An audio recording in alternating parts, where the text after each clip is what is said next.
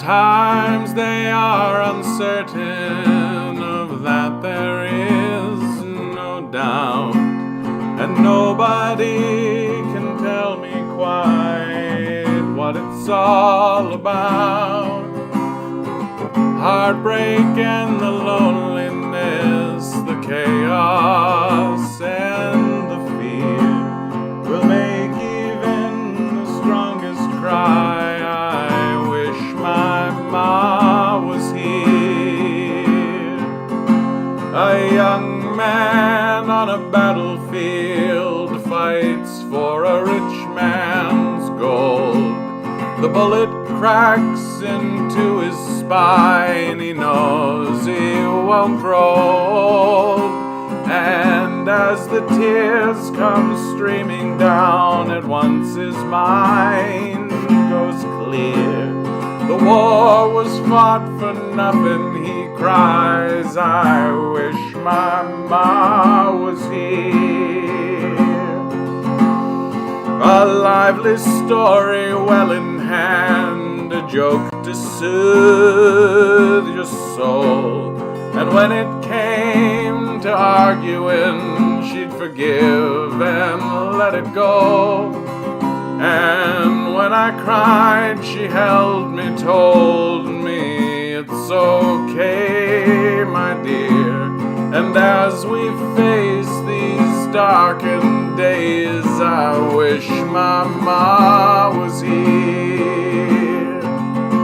And as we march into the streets, as all the righteous do, we'll raise our voices to the skies, they cannot stop the truth. And as we tear their structures down, we'll raise a victory cheer. We made the world a better place, and I wish my ma was here. Yeah, we made the world a better place, and I wish my ma was here. Famita, Eric, Dan, how you guys all doing? Good to see you. Good to see you. You've been playing guitar for 1.5 years, still trash. I've been playing for 20 years, dude. I've been playing for 20 years and I'm still trash. Hey, Major. How you doing, bud? I feel like that's just the artist's curse, right? You're just constantly under the belief. I've talked to people. Barnabas, how you doing, bud? I've talked to people who I would describe as like geniuses, like just musical geniuses, and they think that they're trash. So why are you always cutting onions in here? I know. I'm sorry, guys. There's a leak in the ceiling, so just got just tolerate the. Yeah, I know, Famita. I know. What was so funny is I thought to myself when I started playing that song, it's like I'll play it and then maybe Famita will come in later, and then you're the first one in, and I was just like, okay, I got her.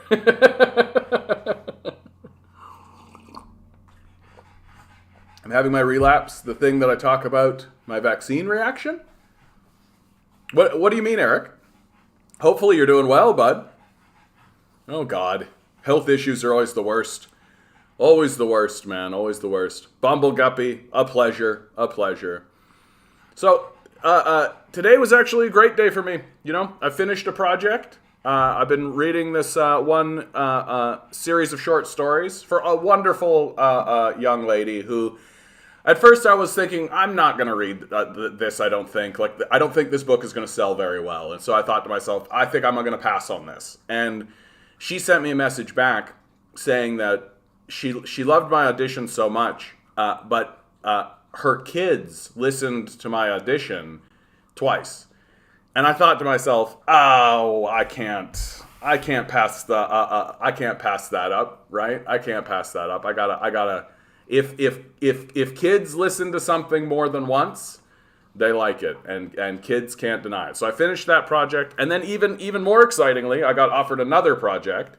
I'm negotiating. I'm trying to get an upfront payment, but I think I'll do it anyway. And then literally 5 minutes before I hit play on today's stream, I just took a look at the dashboard for the company of this, and one of my previous projects is actually selling. It's actually selling.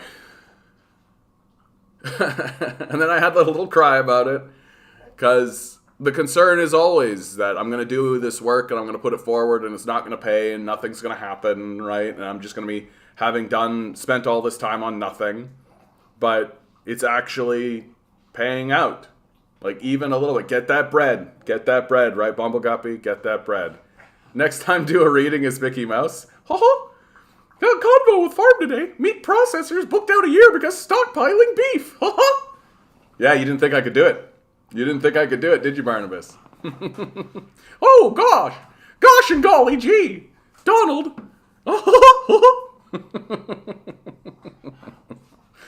Garge! I could do the whole crew. It's Donald that's the trouble. Donald's the real trouble, right? Like, yeah. How do you talk like that? I've met people who can talk like Donald Duck. I'm very impressed. But every time I try, I end up kind of hurting myself a little bit. So that's the sound, right?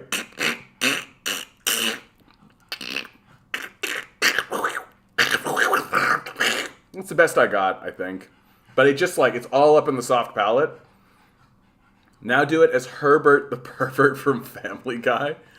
Oh, because he's right. I don't have the whistle. I can't do the whistle, I don't think. But he's right up here, isn't he?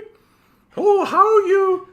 Well, so he's kind of like Mickey, in a way. Ever since once a month I get what's called a relapse, where I feel the exact same way, but to a lesser extent, out physically for 24 hours and out mentally for 72. Jeez, dude. Oh. Paralyzed, eh? Holy cow. Remember I talked about when I took the vaccine a year ago, I ended up being paralyzed for 7 hours and went to the hospital. Jeez Louise. And it comes back around on you, bud? And have they said to you that it's linked to the vaccine? Because there is actually information coming out about the vaccine. Like, it's fairly, like, it's, I read an article about the Pfizer one. And it was from something like the New York Times or something, where, like, it was tying to, like, hearing loss or something like that. So, like, it's not nothing, right? Yeah, COVID itself gives lingering effects. I've heard this as well. Yeah, I know people who talk about that. And, I mean, we're going into this new wave, and all of our governments are basically just throwing their hands up and saying, like, oh, well, what are you going to do, right? That's the last time I work with somebody with a speech impediment. Yeah. Capitalism perverts our understanding. We focus too much on the reward and not being present in the work. Yeah, if you build it, they will come is the default reality. Yeah. It's funny you should bring that phrase up. If you build it, they will come. Because I think that, like, Field of Dreams, right, as a movie, is like an existential, not an existential, but like a psychological expression of the boomer generation, right? And of that period of time where, like, if you build it, they will come. Doesn't that sound like supply side economics? Doesn't that sound like trickle down economics? You know, that, like, we're living in a reality and we're living in a world where it's not about people actually having enough goods to be able to, or enough money to be able to afford goods. It's just about providing the goods. If you build it, they will come. I'm allergic to pain. It hurts me. Like, I'm allergic to pain. It hurts me. Yeah. That's funny, dude. That's really funny. And even when I was a kid, I kind of looked at Field of Dreams and was just like, and what's interesting about it when you think about it that way is if you tie the conversation into this idea that it's like an expression of sort of the psychological aspect of trickle-down economics. If you build it, they will come, right? Well, and it just goes to show that, like, it's a fantasy, right? Like, if you build it, who comes? Ghosts. Baseball ghosts. And then people will come from miles around to watch the ghosts play baseball, right? It's like a fiction and a fantasy kind of built in upon itself, where the protagonist gets obsessed with the idea of building this baseball diamond, and he just knows that if he builds this baseball diamond, everything's going to work out. And he sacrifices everything for it. His family is asking him to stop, right? He's putting everybody through hardship, and everyone thinks he's a lunatic because he's like tearing up a huge section of his farmland and he's losing money and all this. And then he finishes it, and lo and behold, what happens? The ghosts come out of the cornfield, right? The ghosts come out of the cornfield and start playing, and sure as shooting. And so like it does articulate that kind of like what the experience of like a boomer style business owner felt like, right? And I think that's why it was so popular and why it was but why it's such an honest expression. And you can't hate on it, right? You can't, because I think that there were a lot of people, like I think about my own father, like he would watch a movie like Field of Dreams and think to himself, yeah, that is kind of how it was for us, you know, that we just built the business and people came to it. You know, if you build it, they will come. And in fact, as I'm having this conversation, I'm even remembering having a conversation with my dad where he used that phrase, right? We was talking about his own business, and then he just kind of looked and was like, well, we're going to do it because, you know, if you build it, they will come, right? And so it's got this like real intrinsic kind of connection into how I think boomer style business owners, small business owners, feel about what it was to build businesses in a North America where everybody had a little bit of money, a little bit of spending money, a little bit of spending money spread around. But that existence, their existence of if you build it, they will come, sort of precludes any conversation about, well, do the people actually have the capacity to come in the first place?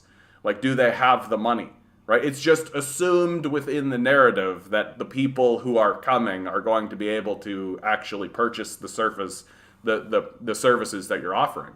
So this ethos only really works in a society where everyone has a high wage, rents are low, that everyone has a good amount of spending money, right? And if you don't have, if you don't live in that society, right? Well, why isn't the narrative, if you build it, you know, it won't work at all because nobody can actually get into it or use it. I interpret that saying as the linear aspect of time and trusting processes, like if you put the loaf in the oven, it will bake, instead of yelling, how do we know that? But I see your point. No, but yeah, Bumbleguppy, like I think that's accurate, right? But like now we live in a world where we're saying if you put the loaf in the oven, it will bake, but the oven's gone cold, right? To use that analogy that you're using here, right? That like it's all well and good to say if you put the loaf in the oven, it will bake, if the oven's operating and if it's working at a good temperature, right? But we now live in a society where the oven's gone cold, right? And so if someone turns around and says to you, if you put the loaf in the oven, it will bake, and they insist that it will remain that way, well, you have every right to look at them and be like, what, you're fucking nuts. Like the oven's cold, right? That's a good analogy. I like that analogy. I think that's a fairly tight analogy. Sounds like the opposite of today, which is the market, social media. Yeah. It's just convincing people now, right? We don't have anything left except salesmanship. Like that's like the whole liberal budget, right? We went through the whole liberal, well, not the whole liberal budget. We went through parts of the budget yesterday, and like literally, it's just salesmanship. It's just selling products. That's all it is, right? And it's not even products that are useful or that we need, like the carbon capture thing. My favorite part about this budget, guys, and I'm going to talk about it. Probably this is the talking point that I think we should all be talking about. Like, here's a quote. This strategy, which our government has been pursuing for the past 7 years, is what U.S. Secretary of Treasury Janet Yellen has recently dubbed modern supply-side economics. Supply-side economics is trickle-down economics. It doesn't work. It's a failure. Joe Biden recently said out loud during a State of the Union that trickle-down economics doesn't work. And here's Chrystia Freeland, the former Minister of Finance, or maybe the current Minister of Finance, saying out loud, oh yeah, it's great, isn't it? For 7 years, we've been focusing on modern supply-side economics.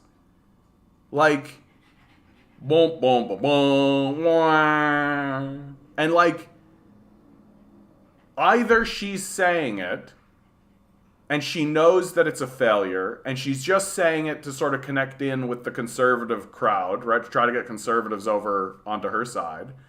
Or she has no idea what she's talking about. And honestly, I think that's the most accurate thing. Like, she's literally standing up and saying our budget is a failure. Like, what do you need? What do you fucking need? It keeps happening every month. I've gotten to the point where I could tell it's going to happen the night before, even could tell it's coming a week before the day. As for the doctors, my doctor doesn't want to say it's COVID vaccine related, of course. Yeah. However, I'm 100% convinced that it's COVID vax related because the year before I wasn't sick for the entire year. And then after the vaccine, I've been systemically been sick ever since with the exact same symptom to a lesser extent. We are going to go through all tests to find out what it is. Personally, I am just convinced that it is the vaccine. Oh, well, Eric, I hope that all comes out for you on the other side, dude. What a journey. What a journey. If that's happening to you once a month, and it's like I mean, that's interesting. Like that it's coming around every month, right? So like it's like it's like menstruation, right? Like every month now you're going through this cycle, right? And you're being hit with it. Like that's pretty interesting, dude. Like you should keep a journal. Like you should keep a journal. Like what days does it happen? What's the cycle look like? Right? Because if it's a cycle, right, then you should probably know and maybe have a good idea as to is it literally like 27 days and then it happens? Is it literally as tight as that? Right? Or does it gravitate? Does it move? Does it shift around? Right? Because I think that astrology gets a lot of people shit on astrology pretty hard, and there's good reason. I think that the people in our society that do astrology are bad at it and articulate it very badly, right? Though finding out someone's personality from astrology is odd, I think. But the moon and the movement of the planet are responsible for moving the ocean, right? It's for sure messing with you. For sure. I don't think you can argue this. I think if somebody stood up and said, yeah, the moon moves the tides, but it doesn't affect me at all, I think you're nuts. Mark, how you doing, bud? I haven't seen you in a while, but I was just talking about you yesterday. I hope you're doing well out there, bud. Probably just busy, right? Big, powerful man like you, probably busy. We'll do it. We'll do it. Now that you're here, we might actually hit the 7 for once. Supply side economics is just a pyramid scheme. Yeah, just give all the rich your money and you will prosper. See, it's just so obvious when you peel back the euphemisms and BS. Yeah, I guess Billy Boy Gates was really funding the creation of deadly bird flus. What do we do? Yeah, dude. You missed fact spitting. John missed your fact spit. Yes, I absolutely. My kidneys failed, and the only thing different that I had taken was the vaccine, and they wouldn't write it down just because unknown. Yeah. Hopefully you're doing okay, pissed off, bud. Hopefully you're doing okay. My little dog whining away. Jonathan, I need more peanut butter, Jonathan. Jonathan, why are you talking to no one, Jonathan? I'm a dog. Yes, you are, my boy. Okay. Mox wants to do the number draw. I say let's do the number draw. Sleep schedule manually. In the meantime, I watch Kill la Kill. Kill la Kill is a good one. I could never really get into it, but I get it. It's a cool one. I'm doing well, Mock, man. I'm doing okay. Today was a good day, right? I finally... This audiobook reading thing might actually pay me money. Here we go for today's number. Lots of twos. It's April Lots of 8th, twos. 2022. I'm going to join you today, Mock. 10 balls. 7. Let's go. Each ball has a number. Let's go. Numbers 1 through 10. We got 2 7s. We got 2 2s. We got a 5. Swirl the numbers. Swirl the numbers. Wave in with a 6. Here we go. Pick 8 from Harry. a number. Pick a number. Here we go. Today's number is 7. 3. It was 3 yesterday, wasn't it? Famita in just in time. with a 3. It's your day today, Famita. It's your day today. Ding, ding, ding, ding, ding. Now, somebody has been... 333. Yeah, it's been a 3. And then it was a 3. Look at that. Look at that. May the glorious energy of David Lynch carry with you into the world, Famita. Go do the thing that you've always wanted to do, right? Verb the noun. Taste the rainbow. Ask that person out on a date. Always bet on black. Other slogans, right? Ba-ba-ba-ba-ba, I'm loving it.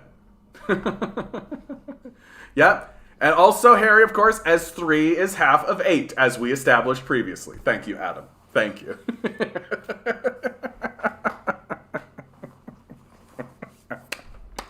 It's such a funny thing to say, dude. 3 is half of 8. I love that. God is gay. Can you explain that any further? No. Dude, I'm gonna be so sad when David Lynch finally dies. Like, look at him. He's like 153. Like, how old is David Lynch? How old is David Lynch? 76. Right? What a champion. What a blessing. Just a little fairy creature that exists in the world. You know? He's just like, what a strange gift the universe gave us. Oh wow, what a beautiful picture this is of him. Oh yeah, that is a really nice picture of David Lynch. I really like that picture. All right. He looks like Ramsey. Yeah, he does have that kind of vibe, doesn't he? Yeah. It's not math. It was never math, Harry. That's like, an 8 is 2 3s. If you take a 3 and you flip it, and if you split an 8 in half, it's 2 3s that you put together, and that's what I said. It was never math. It was never math.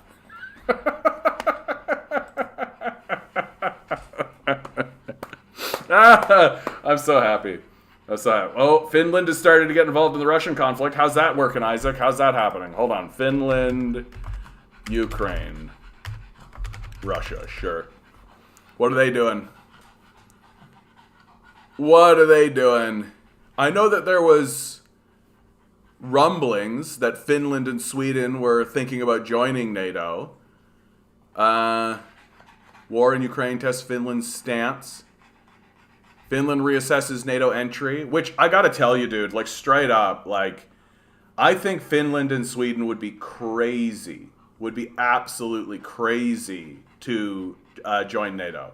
Like, at this stage in the game, like, I really think that neutrality is important, right? And neutrality is important for all sides. Like, this is the part of the conversation that's so crazy to me, right? Like, I have no idea why Finland and Sweden are even contemplating and considering the idea of joining NATO. It's such a stupid idea. Like, it's such a stupid idea. Like, don't do it. Like, I just feel like you're literally saying to your own people, we don't actually care about you. That, like, the leaders of Finland and Sweden are genuinely saying out loud, we consider our own civilians as pawns in our political game. Like, no. Finland and Sweden want neutrality. Absolutely they do. And I don't know why they're even thinking about it. Like, what do they possibly have to gain? Like, actually, like, what do they actually have to gain from joining NATO? Like, nothing. They join absolutely nothing. And also, conversely, if NATO was a rational organization, which it isn't, but if it was a rational organization, they would in no way ever accept Sweden and Finland's acceptance into NATO. They would never go along with that, right?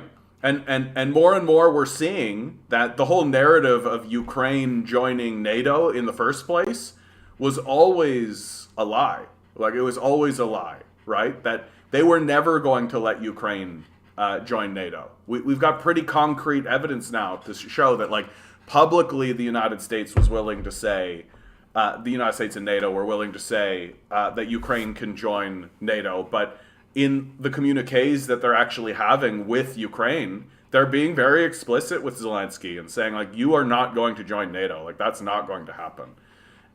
So it's all just propaganda. Like, it's all just, like, drum pounding, right? And it's like it's really served like no purpose whatsoever. Like it served purposes, but nothing beneficial. Like nothing beneficial whatsoever. Like there's a little part of me that thinks that like Central Intelligence in the United States is fomenting this war over here so that they have something to point to, so that they can blame all of their problems. Oh, I know, buddy. We're about to talk about the CIA.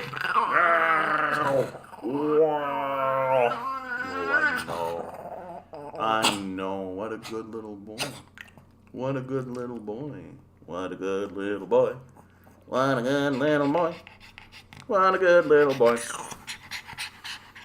Barnabas, the reason why NATO would never actually allow Ukraine into NATO is for the same reason why you don't hold your hand directly beside a flame. Right? Like your hand's not in the fire, but you're not going to hold your hand directly beside a flame. Right? And like Russia has been extremely clear. Like I don't know how Russia could be clearer.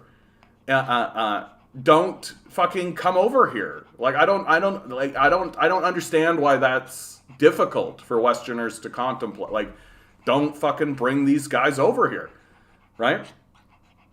Yeah, and of course they don't. Right? Like they don't want to start World War III.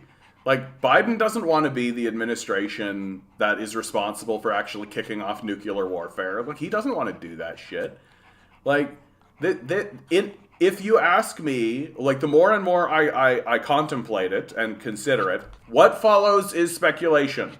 This is speculative moment with John. I don't have a source document. This is just theory crafting. Don't base your whole shit on this. But, like, it does seem to me, given what the media is saying and given how the media is acting and given how our own budget, right, our own budget talks about the issue, it seems to me like the American empire understands that it's about to go through, like, a fairly significant decline. Biden has been upfront about it, right? He's been talking about how there's going to be price increases. There's going to be this kind of, like people have got to get ready for a decline in their standard of living and all this. It's going to get harder. Right? That's what we're being told. Well, and why are things about to get harder? Because of the Ukrainian war. Because we've had to do everything we can to defend ourselves against Russian encroachment in Ukraine. Right? Like that seems to be the narrative that's coming forward.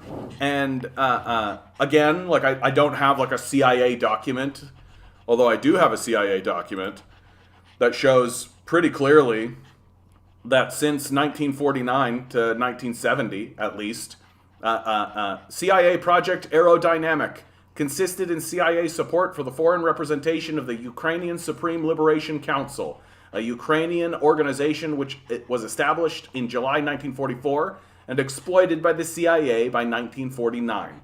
Its operational activity concentrated on propaganda and contact operations.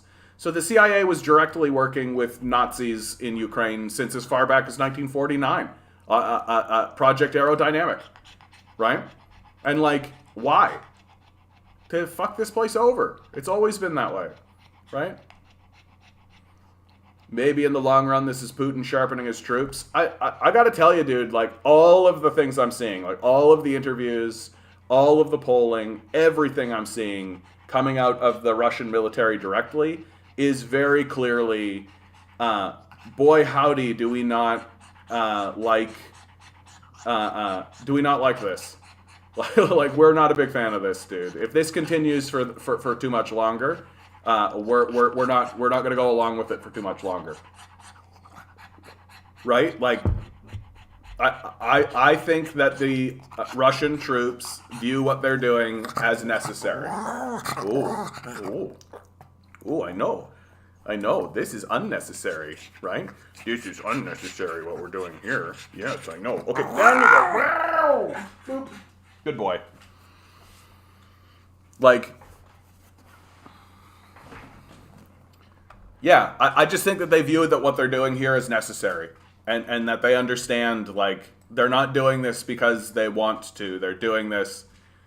But that's exactly what I'm talking about, Barnabas. Like, you'd think denazification would be a primo motivation. Like, Yes, that is the motivation, right? Like the ending of the Donbass war, the denazification to the degree they can do it, right?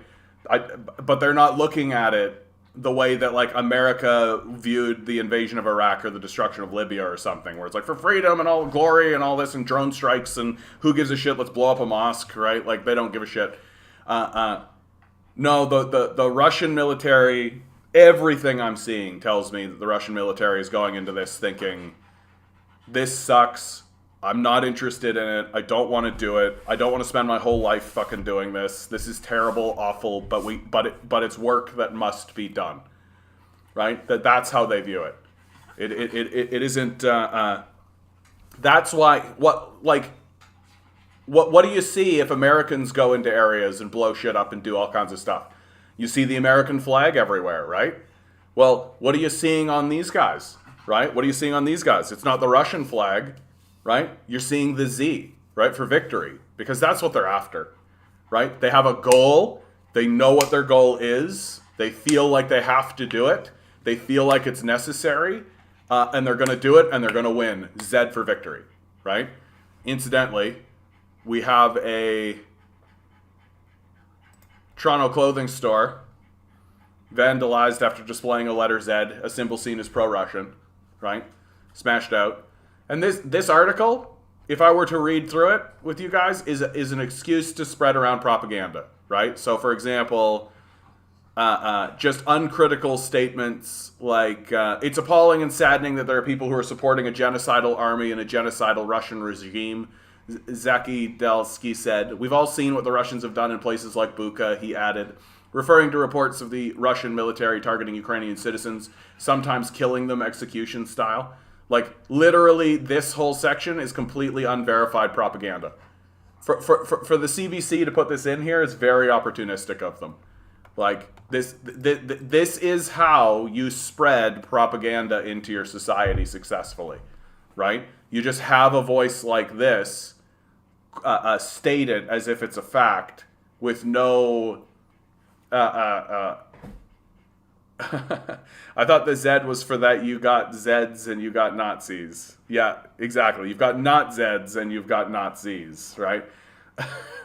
Or Zeds and not... Yeah, anyway. No, that's not what it came from. It's this is a language thing, right? That I don't exactly know the history. Actually, this is a good thing to look up. Where did the Russian Z... I've looked this up before, but come from... Yeah, this is great. The Z symbol, yeah, the swastika. Isn't that fun how that's the thing that gets highlighted, right? The Latin script letter Z is one of the several symbols painted on military vehicles, yeah? As a militarist symbol, the Z has been used in Russian propaganda, but where did it come from? The Z has been used as a pro-Roy symbol on Instagram, posted Z, abbreviation for the phrase, for victory. Romanized za... Pobedu, so it would be the Z, while the V stands for our strength and troop. Again, same kind of idea, right? They just pull it from the Romanization. The task will be completed. Later suggested for peace, for truth. So it actually looks like the Z has kind of spread about and has kind of multiple under meanings, right? Another interpretation for Z is the Russian word for West, to designate the Western Military District or West Front, right? So there isn't like a single thing, it looks like. Like, it like most of these symbols and most of these things, there's a lot of underlying, right? And so where some military experts have hypothesized the symbols and identifying marks used to reduce friendly fire. I mean, that's the reason, like, this is what's so annoying about the conversation, is that people are like, they also have symbols and so are like the Nazis. And it's like, no, bro, like, you want identifying markers on your shit. Like, you want that. Because if your own tanks are looking around for targets and there's a fucking target, right? You want them to be able to, like, nope, it's got a Z on it. You want that. Everybody wants that. Like, everybody wants that. So... They're after Zelensky. If you're not a Z, you're a Nazi. If you flip the Z cross with it, you got armed forces. Okay, interesting. My favorite is that Zelensky said, we're going to ban the letter Z. We're going to ban the letter Z, and now everybody calls him Olensky.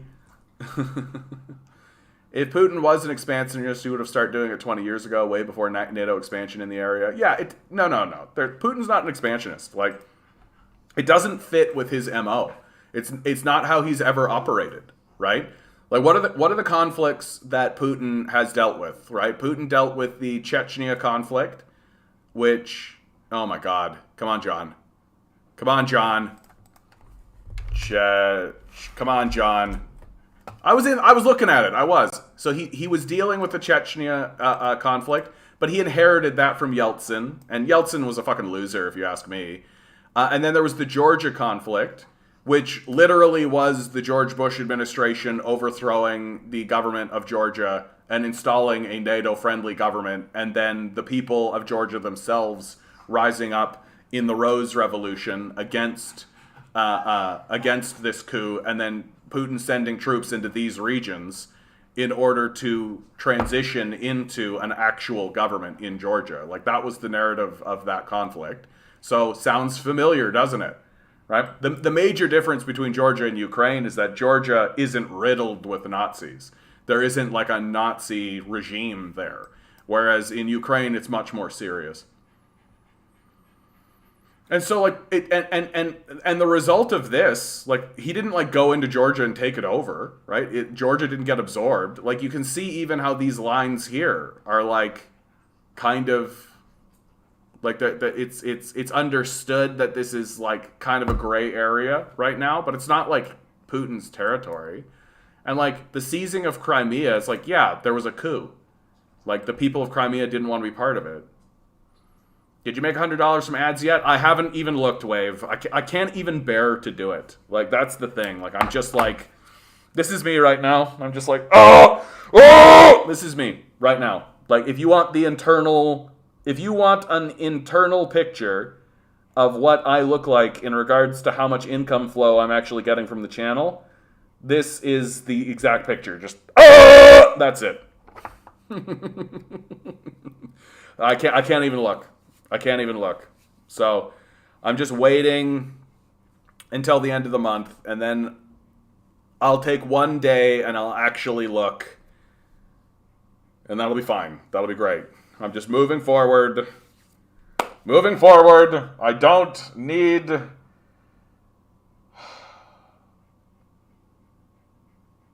Okay, we're over it. We're through it. True, then the capitalists can own even more land and resources. Yeah, isn't that fun? One key to dealing with U.S. propaganda is that they accuse of that which they are guilty, like calling Russia an imperialist, for example. Yeah.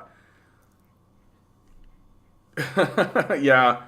I'm just not worrying about it, Wave. I'm just not worrying about it. So let's just move right along. Let's just move right along, right? I finished a project, and that paid me quite a bit. And now the project that I'm working on over there is starting to pay out a little bit. I just finished another one. Hopefully that'll start paying out. I'm just about to start up a new one. Hopefully that'll start paying out. I still work at the cafe, right? That's paying the bills as well. Still have all my Patreons and the donations that you guys give me, which is really wonderful, which there's a little donation button. Maybe think about donating. Yay, hooray. Thank you to my Patreons. Thank you to everybody out there that's actually supporting me. And all of that is cobbling together into a big lump of money that I then turn around and give to my landlord. So, fuck those guys, if you ask me. Ugh. So, thank you for subsidizing my landlords for me. All right. Well, and I actually think the timing of the Bucha massacre narrative, like, literally, Russian troops are moving out of Kiev, right? And the narrative isn't Russia's moving troops to the actual war front to actually confront. They don't need troops around Kiev any longer because the military and the supply chains have been secured. The military around here has essentially given up, right? Like, there is, like, no more fighting in this region, right? That this is where the fighting is. So we're moving troops to where the fighting is. We're moving, and isn't it hilarious how like Mariupol fell, right? Mariupol fell. Bucha massacre. Like, what do you think's happening? So I think it's just basic distractionary tactics that, like, we already, Caitlin Johnstone, U.S. officials admit they're literally just lying to the public about Russia, right? Like, she goes through it where very, very clearly, so they lied. They may hold that they lied for a noble reason, but they lied, right? Like, so we know that they're lying about everything, and they have every incentive to. Like, the talking to people about the Bucha massacre is like talking to like babies who are just like waking up to the idea that there is such a thing as lies, you know? And like the idea that their own people might be lying about this when that's all they've ever done, and when they're literally standing there telling you to your face that they're going to lie. Like, they have every reason to lie. They've admitted that they lie. They lie. Why would we believe them? Especially, why would we believe them about a Bucha massacre when there are like major decisive victories happening for Russia, right? Like, the United States doesn't want people to understand how this war is actually going and how it's actually unfolding, right? And they don't want the American public to know, because once the war ends, and the war ends after the Nazis in this area surrender, that's literally the only reason the war is continuing, because there's a fighting force here, the Nazis, who refuse to surrender, right? They're not going to listen to Zelensky. They're not going to listen to NATO. They're not going to listen to anybody. They're a military force that must be defeated, right? Because they don't listen to anyone but themselves, right? And so the Russians are going to defeat these guys, and then after this defeat occurs, and because there's no military left, like there's no real military force left after this defeat happens. So after the surrender happens, Zelensky's going to sue for peace, right? And the Donbass is going to become independent. Crimea will become part of Russia. And Ukraine will sign a document saying they will never join NATO, and perhaps a series of other things as well, because once this fighting force is defeated, Russia can essentially enforce its will on Ukraine, and these are the things that it wants. Like, Putin doesn't want to take over Ukraine. Like, what a headache, what a huge headache. Like, he doesn't want it, and so and I'm a bit of the opinion that he should try. He should try to get another state here with Kharkov, right? He should try. Although there isn't the big independence movement here that there is in the Donbass. So, like, what Putin wants is he wants to turn this in, he wants this whole area here to become a political quagmire. That's what he wants, right? And so anyway, but once this surrender is declared, and Russia begins withdrawing its troops, America's going to declare it as a victory. Like, you wait. Like, that's what's going to happen. That America is going to say that when the Russians finally withdraw their troops from this area after getting everything they want, America's going to say it was a victory. That they repelled the Russians. The genocidal, bloodthirsty Russians repelled against the might of the Western will, right? Like Biden is going to have a whole, this is like Biden's gambit, by the way, to win the next presidential election, right?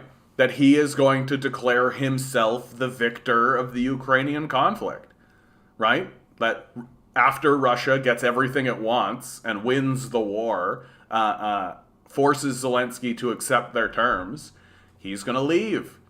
And because why would he stay?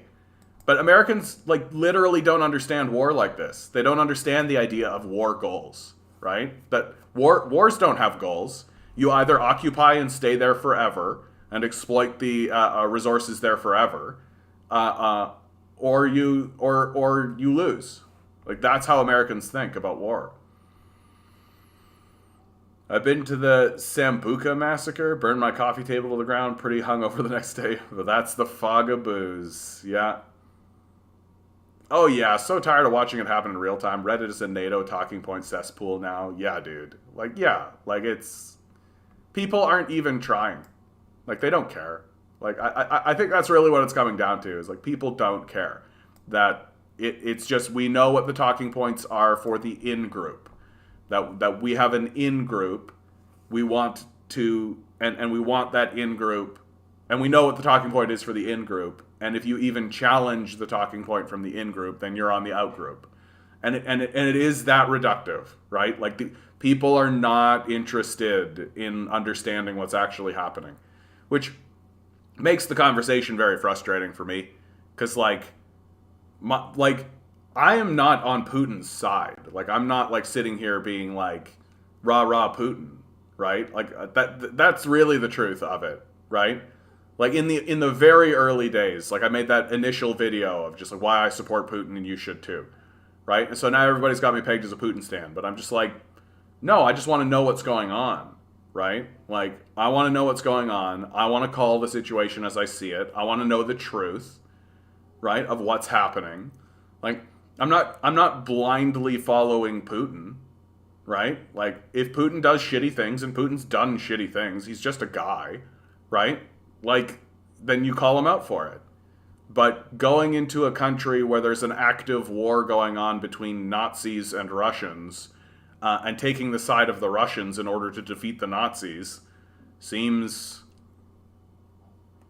like shitty, but reasonable. Like, it doesn't seem unreasonable. I think that's where I land on it, right? Like, I understand where people are coming from, like the peace and all that kind of stuff, but going in to fight Nazis on a territory that's beside your fucking territory seems fucking reasonable to me. Neoliberals are so detached from reality on the street now more than ever, still trying to win hearts and minds of a destitute, home insecure, plague-ridden public with market tactics. Dude, we got it. Oh yeah, this is a perfect segue. Look at this crazy shit that I found. This is nuts. Where the fuck? Is it here? No. Come on. I had it. Here we go. At Davos, the New York Times reporting that among the summit's attractions was a simulation of a refugee's experience, where attendees crawl on their hands and knees and pretend to flee from advancing armies. The article said, "It is one of the most popular events."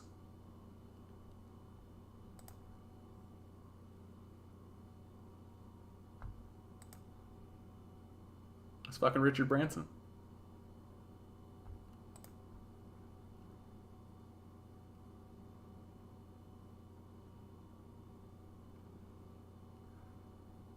This is like watching a psychopath grapple with the idea of empathy. That's what this is like. That, like, what I have said this whole time, right? Oh, you guys want to get an idea of what the refugee experience is like? Go to where they are. Look with your eyes at what is happening. Go to where they are. Yeah, oligarchs LARPing being refugees. Yeah.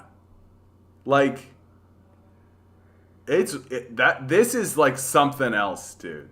Like, this is about as detached. Like, this is liberalism, right? This is the face of liberalism, right?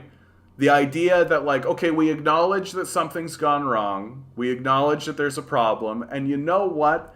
I'm going to pay a bunch of money to simulate the idea of being a refugee, to go through a pretend version of the refugee idea or experience in order, and that'll make me feel better about myself. I'll feel more connected to the actual event. Instead of taking your money and and helping resolve this crisis to any degree, or taking your money and going to where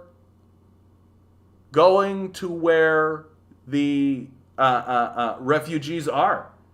You know where they are. You can see it. Can't do that though. Like this is like grotesque, right? Like this is a grotesquerie, right? That the only defense of it is, well, at least they're trying. But it really is like watching a psychopath try to grapple with the concept of empathy, right? Like, am I doing it right? Am I doing it right? Like, they're all in their suits. They got their little pamphlets about what's going to happen next. Like, bro.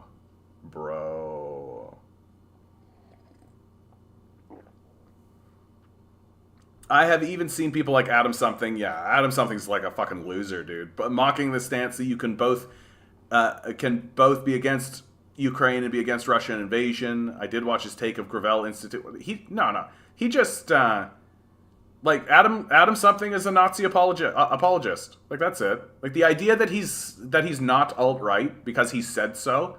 Like no. Like the guy's a Nazi apologist. Like exactly, right? You just ignore what the institute says. You just ignore the facts. Like this is how you do it, right? If you want to be a Nazi apologist, the main thing that you should do is just ignore evidence and facts. I was extremely disappointed in Cody Johnson's take on this, by the way.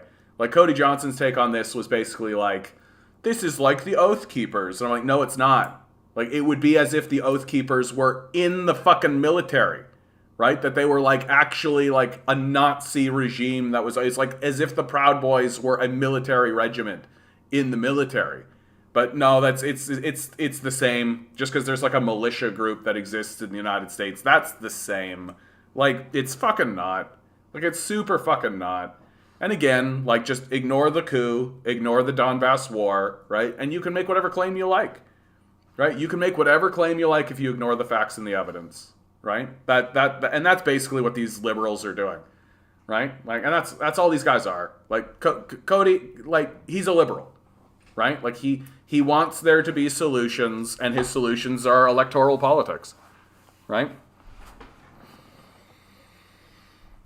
It's like they want to viscerally explore the pain their wealth inflicts on other, not to repent, but to get a deeper buzz. Yeah, I think there's something to this, Bumbleguppy. Like, if I'm a psycho, right, like all of these guys are, right, the reason why I'm going through this is not to go, oh wow, what an experience. I'm gonna try to do better to resolve this, right? The reason I'm doing this is so that when I inflict the pain, I'm closer to the mark in my fantasy space, so I can get off on it better. Right? Because I've gone through like a simulation of this. I've gone through something similar to this. So when I inflict that pain, which is my goal, because I'm a psychopath, it'll give me a better high. It'll kick in. It'll be closer to the bone, which is the goal, right? We could drive these people to another country that really doesn't want them, seize all their property and deny them reparations, and safe transit to a friendlier country. That would be LARPing. Yeah, man, like there's a lot of things that we could do. An early member of the Nazi party and his man who married Hitler's half-niece, Emil Maurice, had a great-grandfather who was a French Jew, ergo Nazi Germany isn't Nazi. Oh yeah, exactly, right? Like that's one of the amazing arguments that gets you. Like the whole Zelensky is a Jew argument. Right? Like, so? Because there's never been a Jewish Nazi collaborator. That's never happened, right? In the history of mankind, there's never been a single Jew who has associated with Nazis. Also, let's be really clear. Like the Zionists are Nazis, right? Like the Zionist movement in Israel is a Nazi movement. Like it's the same. It's just the iconography is different. That's all. They co-opted the iconography of Judaism and they use it for their own ends, but their whole ethos is Nazism, right? What for fuck's sake, what they're doing to the Palestinians? Are you kidding me? And Zelensky has said out loud that his goal for Ukraine is to model it after Israel. So what that tells you is that the Donbass war was an attempt by Zelensky to turn Donbass into what? Palestine, right? You want an open air prison, right? What else is he doing there, right? And to downplay the fact that so if you've got like an open Nazi regiment in your military, that's going to cascade out in significant ways, right? So that means that you have like Nazi adjacencies, right? So you've got huge sections of your society that are dedicated to this. And again, it just like, if I gave you a cup of coffee and I put some poison in it, would you drink the coffee? Well, why not? It's just a little bit of poison. I don't understand. Yeah, even in Schindler's List, they portrayed Jewish collaborators. Of course there were Jewish collaborators. Of course there were. The idea that, well, Zelensky's Jewish, it's the same thing. It's yeah, Obama's black, so racism's over, right? Get completely fucked. Get bent.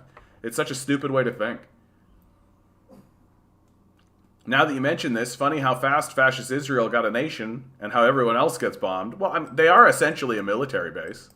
We have Joe Biden of all people. We've got Joe Biden on record saying that if the state of Israel didn't exist, the United States would have to create it, right?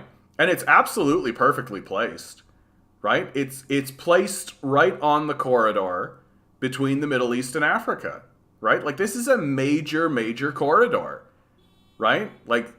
This is how, African nations and, great empires of old would get in and actually, go in and begin to communicate seriously and challenge, the old Grecian empires and the Roman Empire and all this.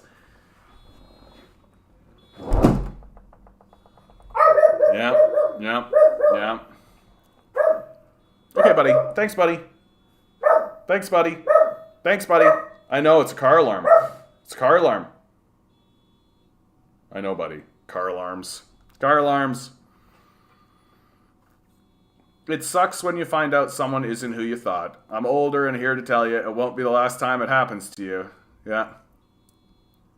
I guess the reason I keep bringing him up is because I used to be a huge follower of his until the whole Ukraine stuff. Well, and Eric, Adam Something used to be just most of his content was just cultural shit, right? Just schlocky cultural bullshit.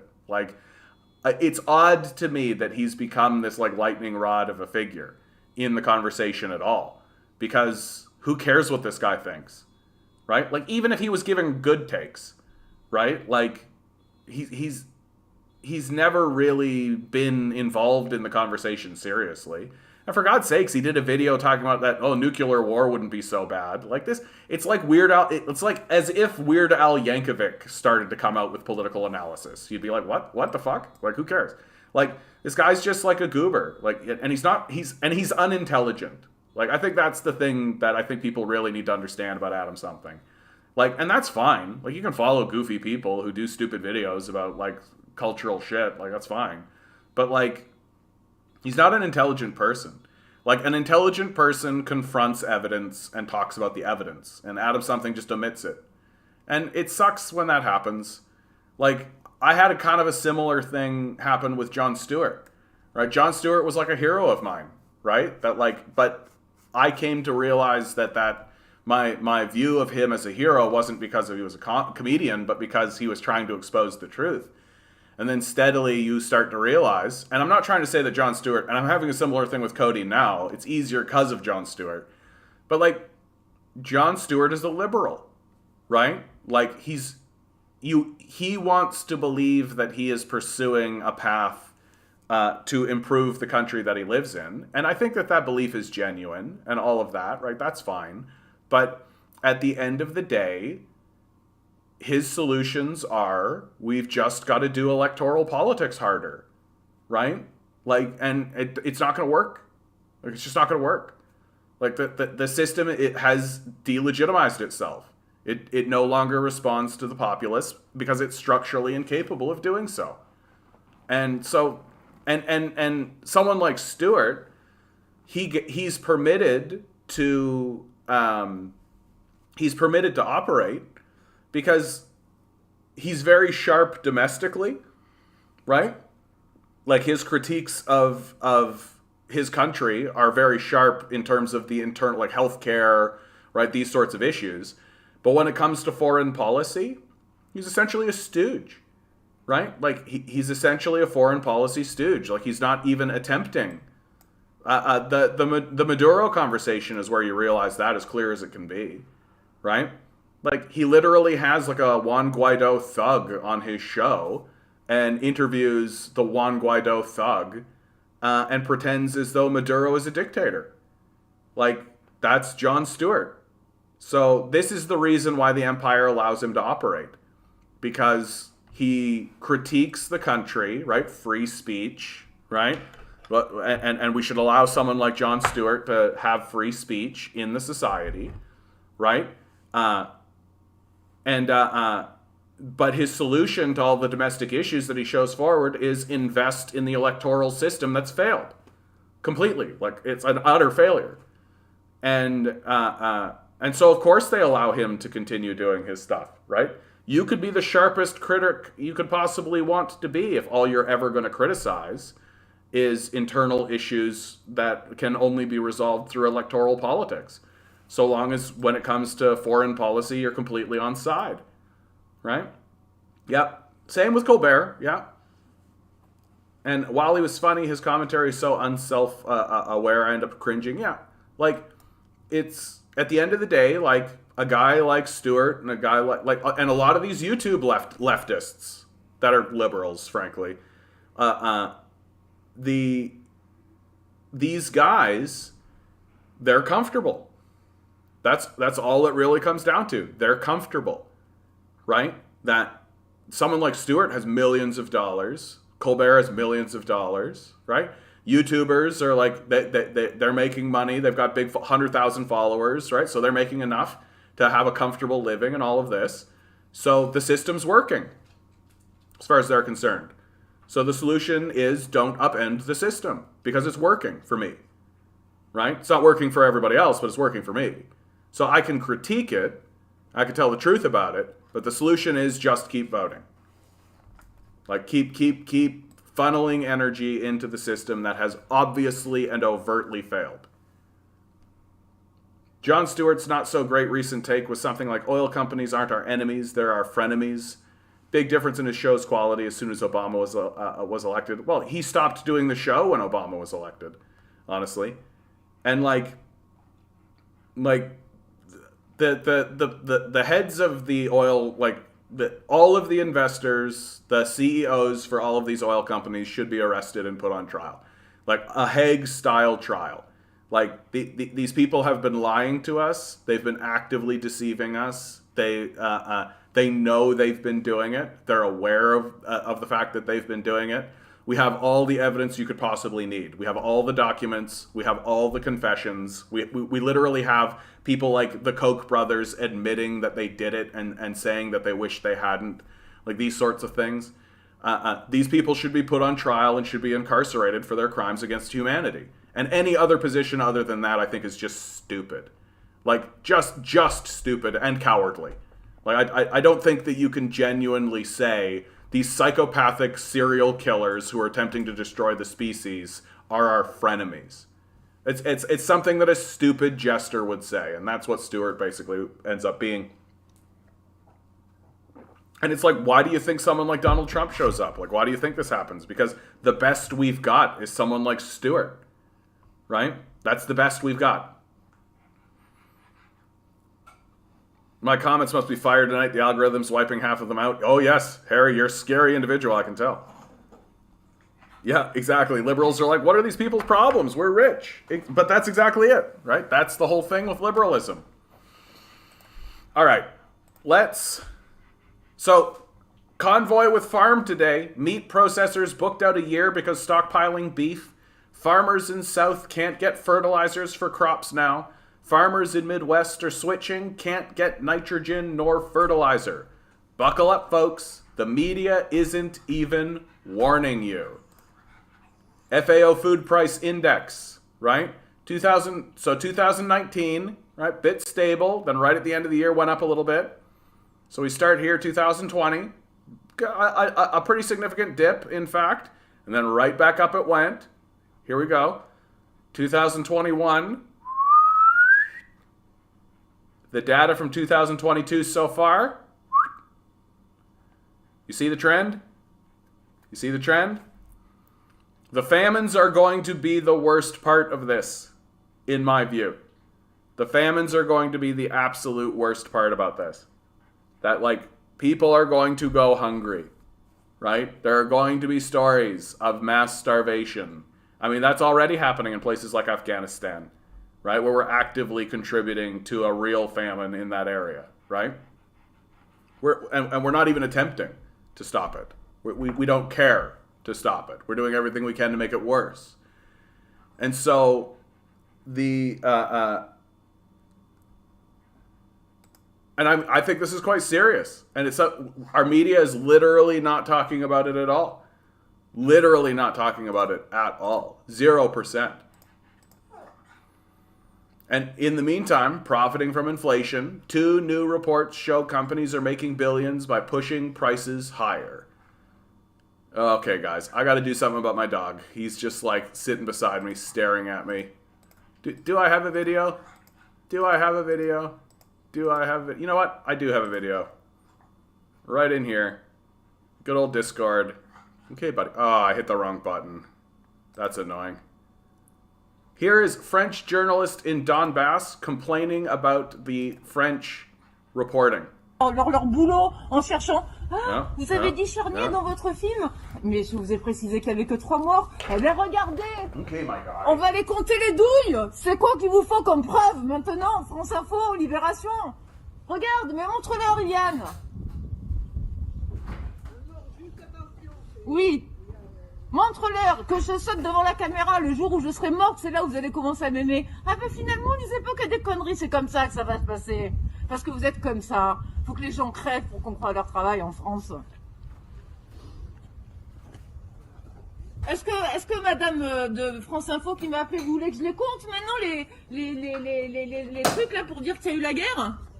Ou j'ai le droit de dire que c'est un carnage? J'ai tout filmé hier. J'ai tout filmé hier. Alors on va les compter. 1, 2, 3, 4, 5, 6, 7, 8, 9, 10. Il y en a peut-être 300. Et vous allez me reprocher de dire qu'il y en a 310? Sortez de votre desk. Ça te fait...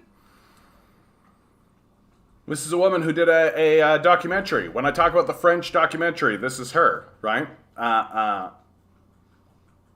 This is her raging about, like, the absolute dead silence about the Donbass war, right? Like, I say it over and over again. As long as you pretend as though the Donbass war didn't happen, right, or doesn't exist, you can say what you like, right? You can say what you like. And she's literally a French citizen, a French journalist, who was in Donbass for the entirety of the Donbass war. Like, if you go to YouTube, because they've scrubbed Donbass war documentary. They've scrubbed the RT documentary, which is the best one. Right? French. I think that's the one right there, the DW one. Yeah. This is her. Right?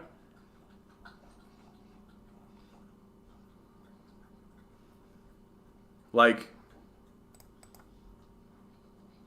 and just like our media, the French media is doing its fair share of censorship, right? We just don't talk about the Donbass war. And if you don't talk about the Donbass war, then you can believe that this is an invasion that's completely just psychopathic, right? In the meantime, profiting from inflation, 2 new reports show companies are making billions by pushing prices higher. Cargill had an exceptional year in 2021. The global food company, which dominates markets such as corn and beef, reported almost $5 billion in net income in the fiscal year, up 64% from the $3 billion it earned in 2020, marking the largest annual profit since its inception 156 years ago.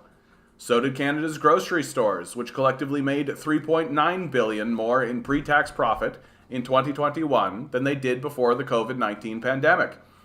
Even as their supply costs went up, the industry hit record high profit margins in the first quarter of 2021, all part of a banner year that saw grocery CEOs take home millions in bonuses. The COVID-19 pandemic plunged the world into an economic crisis that has left many Canadians struggling to make ends meet, while consumer prices grow at a pace not seen in 30 years. Yet, many of the companies reporting higher expenses as a result of that inflation have also expanded their profit margins to pre-pandemic or even record-breaking levels. Two new reports, released this week, suggest that a substantial portion of the inflation Canadian consumers are experiencing today are attributable to companies boosting their prices well beyond the rate at which they are paying for their supplies. One of those studies, published Tuesday by the Canadian Centre for Policy Alternatives, theorizes that Canada's present rate of inflation would be at least a quarter lower if not for the gains these companies have made on price hikes. We always think there's this complicated story we have to tell about inflation, about government spending, and about too much money chasing too few goods. But I think it can be boiled down to a much simpler story, that companies are taking advantage of this situation by increasing their prices to pad their profits, said David McDonald, senior economist at the CCPA and author of the study. The CCPA report compared the rate at which corporate profits increased during the pandemic to the rate at which consumer prices increased. Across all sectors of the economy, corporate profits have grown by $22.9 billion since 2019, reaching an all-time high of $445 billion in 2021. Meanwhile, over the course of the pandemic, Statistic Canada's Consumer Price Index has increased 6.2%, as Canadian households pay $87 billion more for goods and services now than they did 2 years ago. The average Canadian household, in other words, is paying $5,807 more in goods and services in 2022 than in 2019. To do this calculation, McDonald multiplied Statistics Canada's 6.2% inflation rate with average household expenditures of $93,724 in 2019 and the 14.98 million households recorded in the most recent census. Dividing the increase in household spending by the increase in corporate profit growth, McDonald found that roughly 26% of today's higher inflation can be attributed to higher corporate profits. This is a rough calculation, since corporate profits can increase for a variety of reasons, including a hike in the price of goods and services, said McDonald. Companies typically point to higher input costs to explain price hikes. Restaurant Brands International, which owns Tim Hortons, recently told investors it raised prices in 2021, given the level of commodity costs and labor inflation. Dollarama, too, recently told shareholders it will raise some of its retail prices to a new high of $5. But the CCPA study also noted that while total corporate expenses grew by $120.7 billion between 2019 and 2021, total corporate revenue grew by a greater $152.2 billion, representing a profit margin of 20.7%. Suffice to say that increases in corporate profits are on the right scale to be playing an important role in consumer price increases, said McDonald. The CCPA study used data from Statistics Canada to track corporate profits across all sectors of the economy, from companies both public and private. When looking solely at publicly traded companies, as economist D.T. Cochrane did in his report released Wednesday, the distance between corporate expenses and revenue is wider. That study, published by nonprofit advocacy group Canadians for Tax Fairness, found that annual sales revenue among Canadian public companies increased by $174.5 million between 2019 and 2021. Comparatively, those companies' annual expenses only increased $16.9 million. That means that $157.6 million in revenue per firm, or 90.3% of increased sales, amounted to profits. The research found that corporations nearly doubled their profit margins to 16% in 2021 by increasing what they charge for goods and services. While much emphasis is put on inflation being caused by government spending, the corporate pursuit of higher profit through price increases is a much simpler explanation, though more poorly understood and less discussed, wrote Cochrane. Both think tanks release their studies days before the federal government releases its 2022 budget, which some advocates hope will contain broader tax measures for companies that earned windfalls during the pandemic. It is critically important that both rising profit margins and all-time lows in corporate taxation be addressed, wrote Cochrane. Our previous research shows that in 2021, corporations enjoyed their lowest ever effective income tax rate of 16.6%, which contributed to the sharp rise in corporate profit. What the market will bear equals psychopathic greed. Let's just admit it. Yep, I think that's right. I guess I'm still new with my political awakening, really paying attention of what's going on in the world. Yeah, I mean, and it's tough, Eric. Like, it's tough. Like, there's so much. There's so many voices. Everyone, and I think the thing that's most important to address on that particular issue, everyone wants to believe that everyone is trying their best to improve the situation, when that's completely false. I think that's the hardest thing to actually accept, the largest hurdle to actually get over, right? Like, you read an article like this, and it's difficult to accept that there are bad faith actors in the society who are fine if it falls apart, who, like, literally don't care. Like, if this whole thing blows up, if suddenly there's huge chaos and ridiculous situations going on, they don't care. They're going to take their money and they're going to go to their Jeffrey Epstein Island, and that's what's going to happen, right? That's the tough one, and that's why people gravitate towards, like, Alex Jones type figures and all of that, because those guys are willing to actually present a narrative that actually says, like, these billionaires are not your friends, right? You take a look at, like, the Elon Musk stands. You take a look at, like, we're supposed to be jerking CEOs off. We're supposed to be treating CEOs like they're rock stars, right?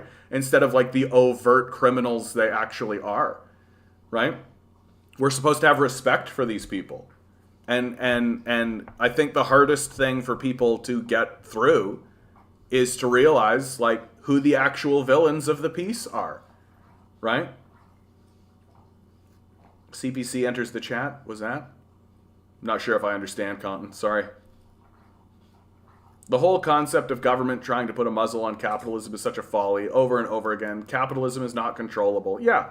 Well, and it's just like what I say about Nazis, right? Like, one of the arguments that was always used in the Ukraine crisis was, well, it's fine that we're funding Nazis because those turn into cannon fodder to throw against Putin, right? So put aside the idea that we should treat Russians and Nazis as moral equivalency, which I think is absurd in the first place. But it's a childish position because you don't use Nazis. Nazis use you. That's how it actually works. You can lie to yourself and pretend like you're the one in charge, but you're not. Like, the Nazis are the ones that are willing to use the violence. The Nazis are the ones that are willing to go to the place that you're not willing to go. And so when it comes time to actually get your will exerted, which is your goal, well, the Nazis are going to say, well, thanks so much for your time, but we're in control and we're going to do what we want. And you're going to go, gasp, shock, and awe. Well, I don't agree. And they'll say, we don't care if you agree or not. And in fact, if you keep talking about it, we're just going to shoot you. Because we're Nazis. And it's the same concept here, right? You don't control capitalists. Capitalists control you. You're not using capitalism. Capitalism is using you, right? It's the folly of the one ring of power. We can use the one ring for good, right? You're not using the ring. The ring is using you. And And we don't want to believe it. We don't want to admit it. And getting through to this point where you finally actually say out loud to people, I don't think these capitalists are actually with us, right? That is the basis of class politics, right? I don't think that these capitalists are actually interested in helping us at all. And the entire model, the entire system, like the fact that we get food and shelter is a secondary concern to them, right? That's just a byproduct, right? Like, well, how else do we get these plebs to do our work for us while we do nothing important whatsoever, right? Well, let's withhold food and shelter from them, and then they have no choice, because to do otherwise means that they starve. Like that's the whole method, that's the whole system. Withhold food and shelter, work for us while we go and do nothing important. Like, and literally, I'm at the point now with these capitalists where, like, someone lying in a field staring up at the sky, basking in the beauty of nature is, like, infinite, literally. Like, 100 bazillion, pick the highest number you can compute in your brain. That's that much more important than the entire life of a CEO. Like, if someone does that for an afternoon, that afternoon is more meaningful than the entire existence of the CEO, than the entire existence of the CEO class. This is the degree to where I am at. That not only are they worthless, they are a drain on our society. And if we were to be rid of them, it would only improve things. Things would only get better, right? Like, there'd be nowhere to go but up. Like, that's how degenerate and fallen we are as a society. The sanction culture we are experiencing now is the peak example of manufactured scarcity. And what's so funny about the sanctions, like we're all like touting how, like, yeah, these Russian sanctions. I think even in the budget they talk about sanctions, if I'm not mistaken. Did we do it? Sanction. Yeah. Canada and our allies imposed the toughest sanctions ever inflicted on a major economy. Russia's already bounced back from those sanctions, right? They just like basically did like a judo pivot, right? They were like, oh, there's China. Like literally there's China. Like we already have infrastructure built from China. Like the Belt and Road Initiative's already there.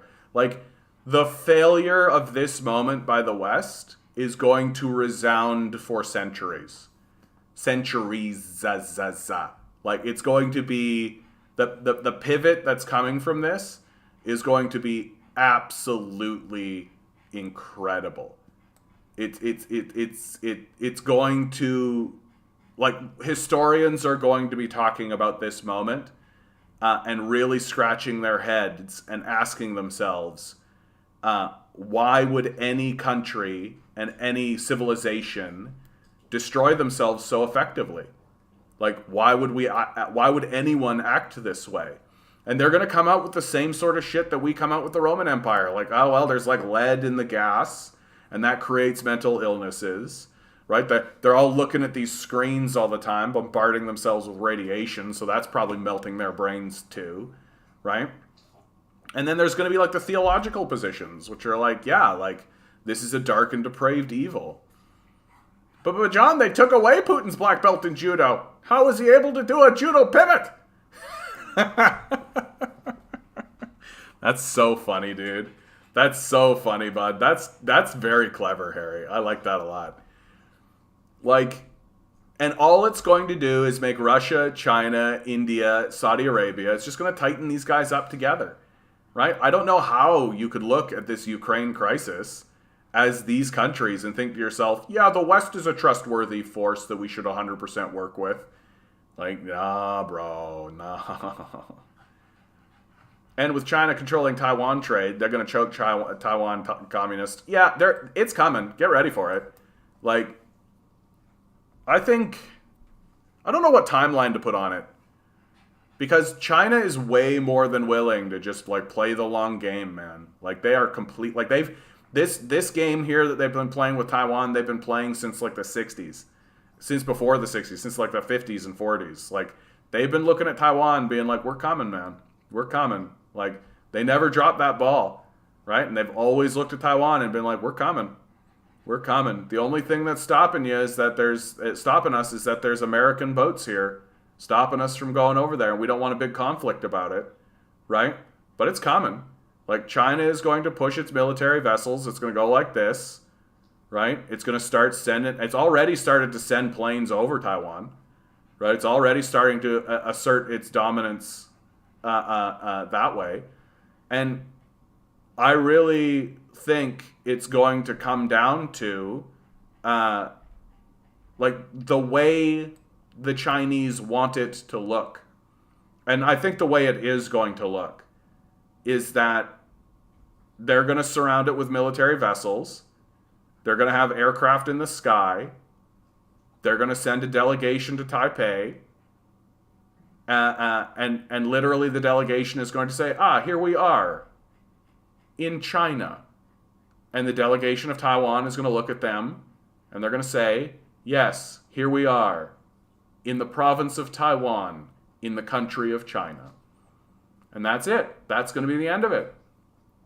Like, China doesn't want to shoot, like, they don't want a war. Like, they don't want Ukraine. Like, they don't want this, right? Like, they want to be able to go into Taiwan and be like, very well, we are here. We did it. This is China. Sign here, please. Well, that's what's going to happen. And I don't think there's anything we can do to stop it. And like, if you ask me, like, that's going to be what's the most baller part about it. Like, that's going to be the most baller part about it, is that China is going to assert itself in Taiwan, and it's going to assert itself without shooting a shot. Like, it's straight up going to be just formalities, right? And that's how they want it to go. And I think they're willing to wait as long as it takes to get that result. There are red lines, of course, right? So if Taiwan, for example, were to declare its independence, I think that would trigger an invasion.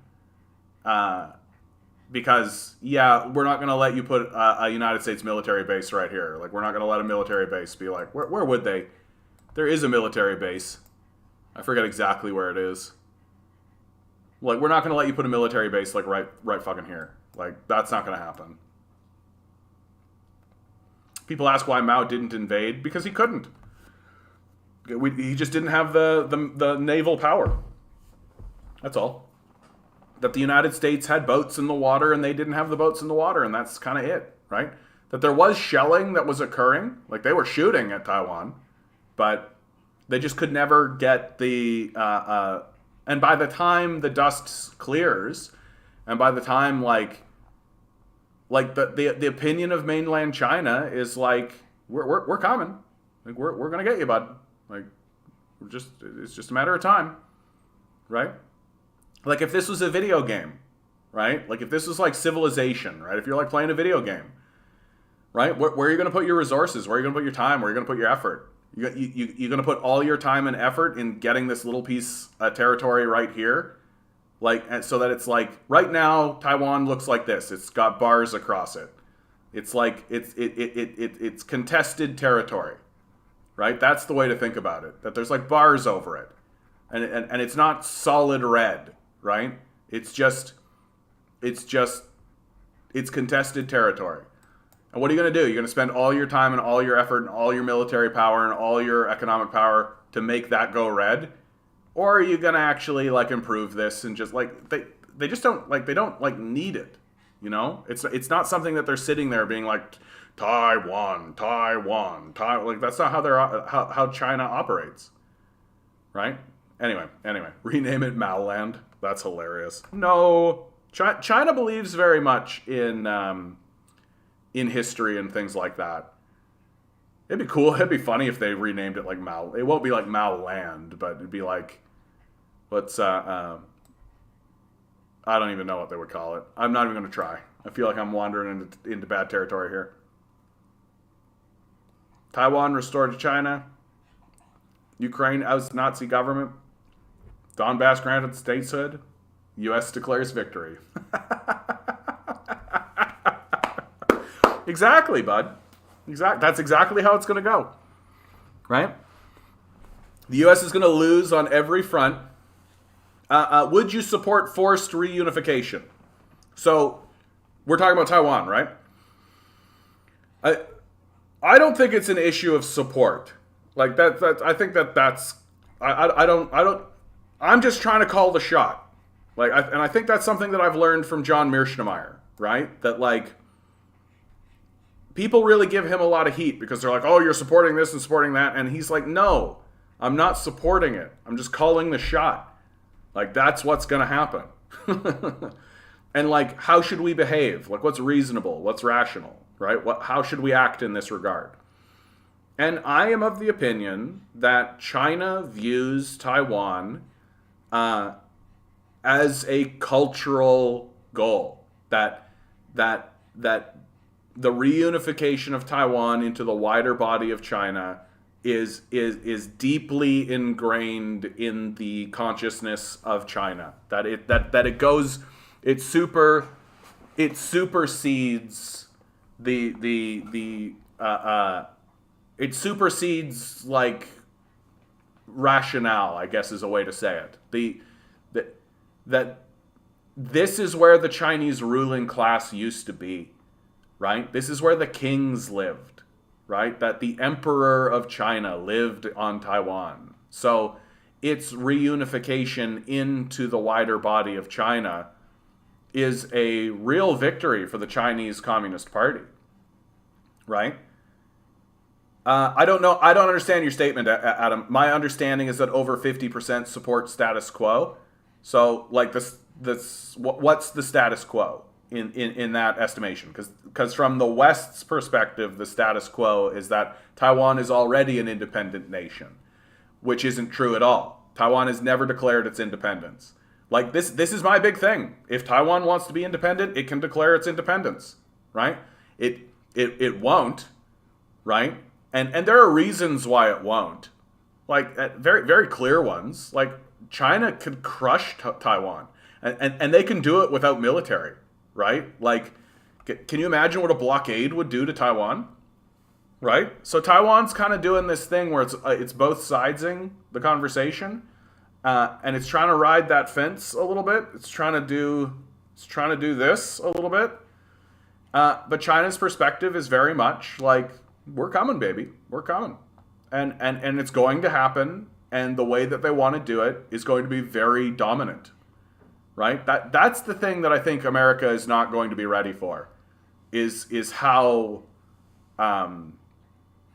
like when we think dominance, we think shock and awe. We think we're going in there with helicopters and blowing shit up and like creating a lot of fear, right? When the Chinese finally go into Taiwan, they're going to go in with power. And they're going to show the world what power looks like. Do you think the Americans could take over a territory this size without shooting a shot? And they wouldn't even think to do it. That's not how they roll. When China moves in and takes over Taiwan, they're going to do it without shooting a shot. And yeah, it would be the final nail in the coffin of the Kuomintang, right? And the leadership of the Chinese Communist Party would from Taiwan. Okay. No, I wouldn't be surprised at all to find out that there's a strong independence for sure. Taiwan polls for independence. Sure. From the Diplomat. Right? But here's something to think about, right? More and more Taiwanese favor independence and think the U.S. would help fight for it. Right. Just take a look at Ukraine, right? Take a look at how hard the U.S. is fighting for Ukraine right now. Right? Like, they're not going to put boots on the ground. They're not going to do that. Let's take a look. Do we have, like, a graph? Just a nice, fancy graph. I hate it when they don't do this. Let's take a look. All right. Sweeping victory. Party rose. No, come on. I don't want to read this whole fucking article, dude, to get the information.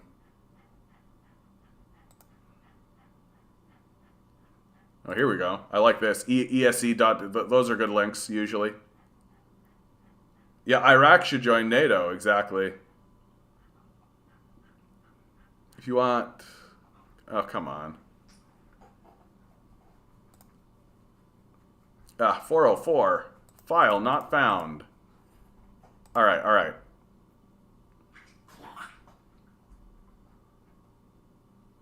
Why is unification so unpopular in Taiwan? Brookings is usually pretty good. And most important, yada yada. Like, I hate it. They're just like burying the idea that people reject unification. A majority of our respondents. But okay, here we go. But Chinese culture and Chinese, like, that's not the question. Like it's annoying that you can't just ask the question.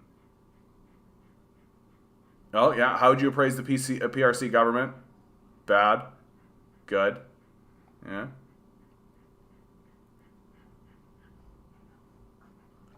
But, like, just straight up ask them the question. Like,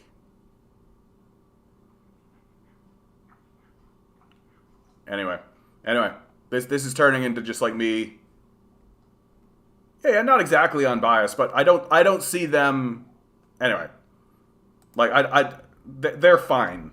That's how I would say. They're fine. Like, they're not the best, obviously, but they're not fucking like InfoWars or the Daily Beast or something.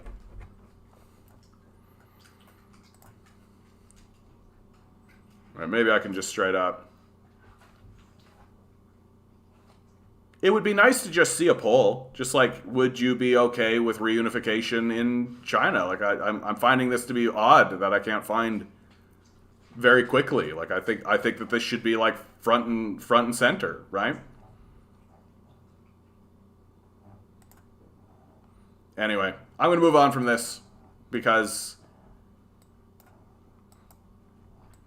and really from the Chinese perspective, the thing that they're most concerned about is that, like, America, it wants to put a military base right here. Here, okay. What should I search? Adam, have me search something. Because I want to look at something. I really do. Like, I'm interested. Taipei Times? Okay. Hey, Times. That's good. Majority support status quo. Yeah, fairly recent too. Yeah, good. Taipei Times. About 77% of respondents in a survey said that Beijing was unfriendly to the government. That's like, of course they are. The current government wants to be independent. Like, they've said so several times. Survey said that Beijing was unfriendly to the government, while 57.9% said it was unfriendly to Taiwanese. That's a distinction. That's a distinction. An interesting distinction. Okay. Poll of 84% say they supported maintaining the status quo between Taiwan and China, while 6.8% said that Taiwan should declare independent as soon as possible. That's very crucial right there. That's very crucial right there. With only 1.6 saying they support unification with China. So what that means, so this is what I'm talking about when I'm saying that Taiwan is trying to ride the rail, right? Yeah, I believe it, and if it's being spread around by the like Taipei Times, like all the bias, all this, all that, yeah, absolutely. I think that I don't have any reason to believe that this is illegitimate, and 1,000 people, that's a pretty healthy number, right? So like 84.9%, they supported maintaining the status quo. So basically, like, the situation that exists right now in Taiwan is that they're not independent from China, right? But they're not ruled directly by China, right? And they're not independent, but there's like, so there's so they're existing in a gray area, I think, is what makes it so difficult for everyone involved, right? And and like, Westerners want Taiwan to declare independence so that they can start like doing free market capitalism to it, i.e. dominating it with oligarchs, right?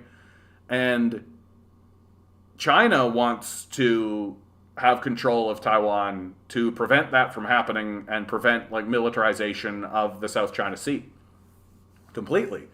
And also, like, for all the obvious reasons of having more territory as an empire, right? All the very basic, simple stuff. And I'm more or less of the opinion that China's view of Taiwan is mainly cultural, like mainly cultural. And so, but what I think is interesting about this poll, that's a very small amount of people, 6.8%. More people think that more people in Texas thinks that Texas should be independent, right? Like, so there is no independence movement in Taiwan, right? And which has been my perception, right? There is no independence movement in Taiwan. And then 1.6 saying they support unification with China. That's also very telling, right? So basically, just people want it to be how it is now. How seriously, like, is that going to be accepted by China? Once again, I think you're in a position where it comes down to, what does the United States do? And what are they doing right now? They're building nuclear submarines in the South China Sea, right? AUKUS, right? They're working with Australia to build nuclear submarines in the South China Sea. So, I mean, pretty big provocation. And I think mainly the Taiwanese, they're living in a fairly peaceful situation right now. Things are fairly stable for them. And so I think it's normal for most people to be like, yeah, things seem to be fine right now. So right now is fine. Which, again, is why I think that China is going to play a big, long game. A real long game. Like, they're not going to force it, right? And unless the Americans bring them to a place where they have to fight back, like they did in Ukraine to the Russians, yeah, I think China's going to be fine with like this idea of like a status quo, living in this kind of gray area, because China thinks in dynasties, right? Whether they move in to Taiwan and reunify Taiwan tomorrow or in 200 years, it's all the same to China. Like, what's 200? They're a 4,000-year-old civilization.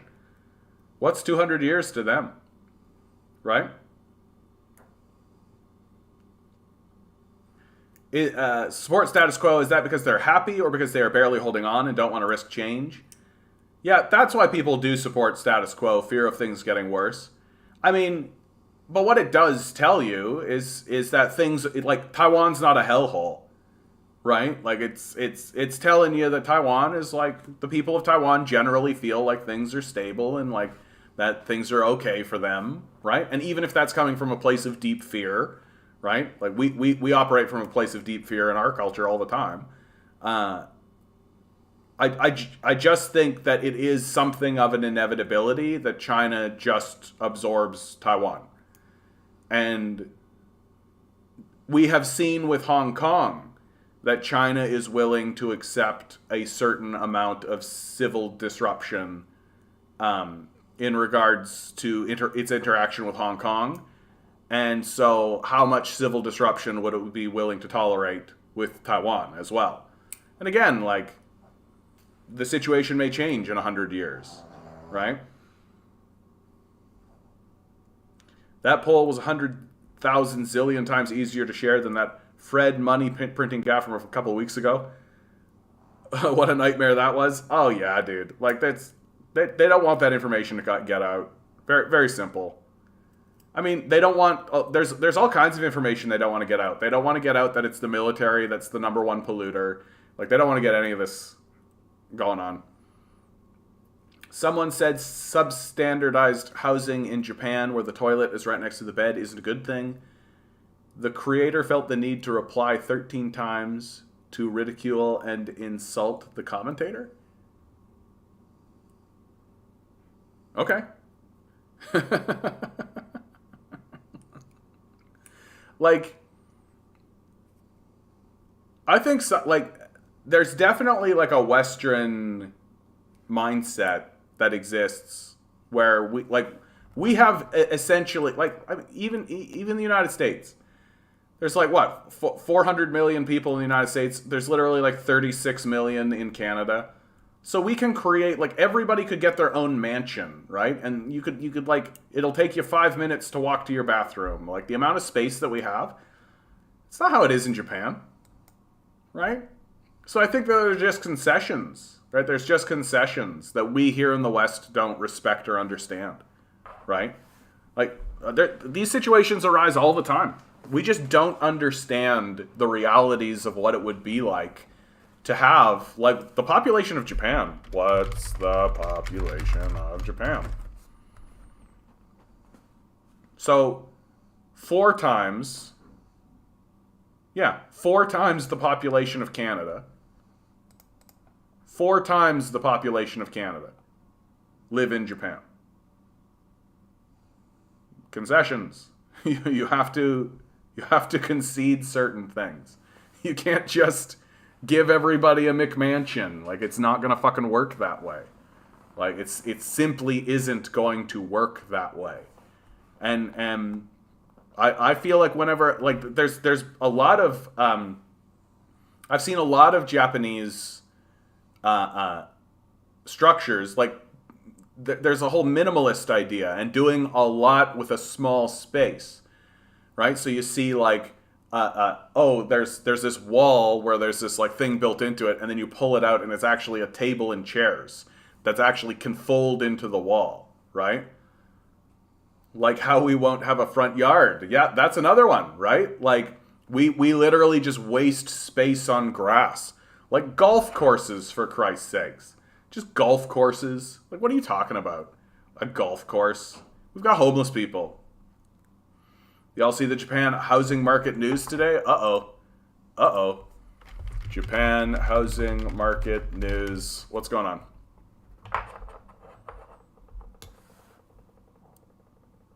What are you talking about specifically here, bud?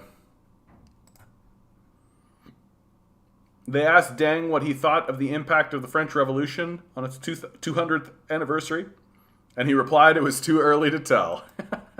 Yeah, but that's exactly right. Like, I think that's exactly right. Like, that China view, like, it's a 4,000-year-old civilization, and we simply do not respect that.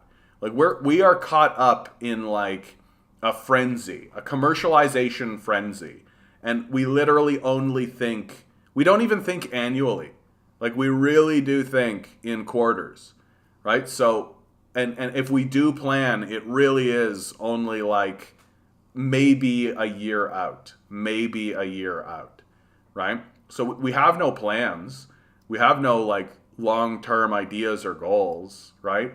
Which is why our financial system is so fragile and stupid, because, like, literally a small group of people are like, maybe we should plan for longer than a year. And they own the whole place because of it. Yeah, we need more golf courses, like we need more subdivisions, yeah. I think lawns were an affectation of the wealthy in the distant past to show off how they don't need to grow food. What are you talking about, distant past? I think that that's what's happening now. Like straight up, like you walk down the streets of Toronto and you see people with these big, gigantic front yards. How does Japan do their housing? How does Japanese housing work? Oh, no, I'm not gonna find it. Oh, here we go. Yes, other countries do housing. Oh, I should have just, like, literally, okay. You said it, too. Type yes. Okay. You know what, man? We made it. I'm going to say that I meant to do it. That's what I'm going to say. Because the timeline reconnected. You see how that worked? That in an alternative universe, there's a John that went, type, yes, other countries do better, case one, Japan, and here we are. But I went another way, and then the timelines reconnected, and off we go now. Yes, other countries do housing better. Case one, Japan.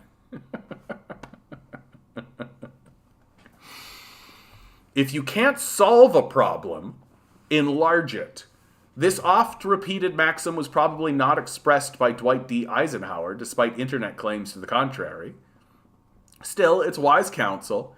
Expanding the scope of a problem can make new solutions possible. Confronting French beaches so fortified with German armaments that they seemed impregnable. Of course, we gotta immediately talk about war, right? Like, here's an article about housing and how difficult housing is. War. It's the only time we ever plan anything. War.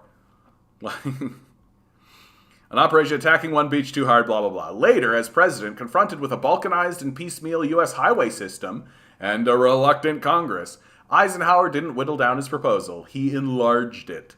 He proposed an interstate highway system so vast that it would not only speed travel, but serve national defense needs, including evacuating cities in an age of nuclear weapons. If the problem was just transportation, it was politically unsolvable.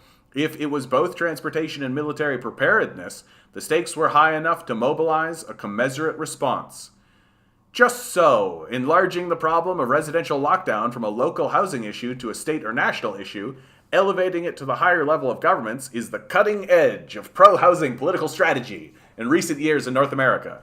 It's an Eisenhower-like strategy, starting in California, then Oregon, and a string of other states.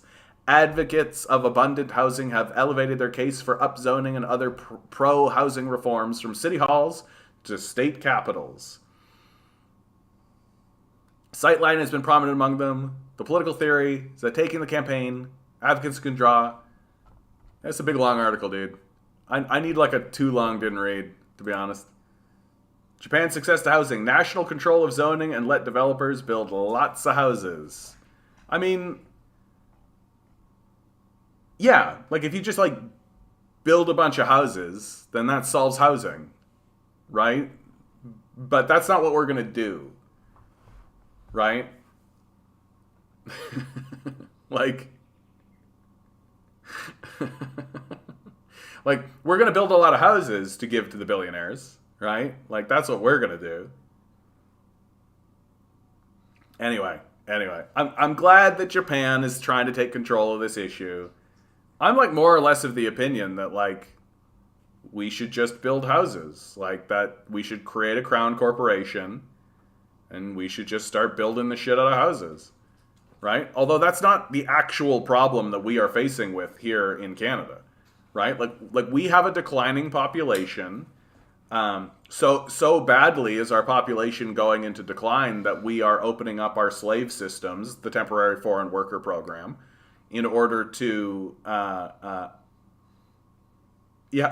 regarding Japan housing market, price of housing hasn't increased in 25 years. Yeah. Oh, hey, you mean if the government just takes control of it and just says, no, this is the price. Like, this is your housing market. That capitalist can't buy first before the poor. I mean, there would be, it would be a better market. Like, if you wanted to actually not be so radical in the way that your market control, and I don't know why it's radical to just give people houses, but fine, whatever. You could outright say that the only time you can sell a house to a person who already owns a house is if there is no one without a house who is offering, right? Because part of the big problem I think that first-time home buyers are facing is that they're not competing with each other. They're competing with this billionaire class that's hoarding housing, right? They're competing with this investor class. Right? So what we should do, if you wanted to create like a market-based solution to the problem, which I don't. I would like to collapse the market system and get these psychopaths out of the system. But if you really wanted to create a market-based solution to the problem, the way to actually do it would be to just say,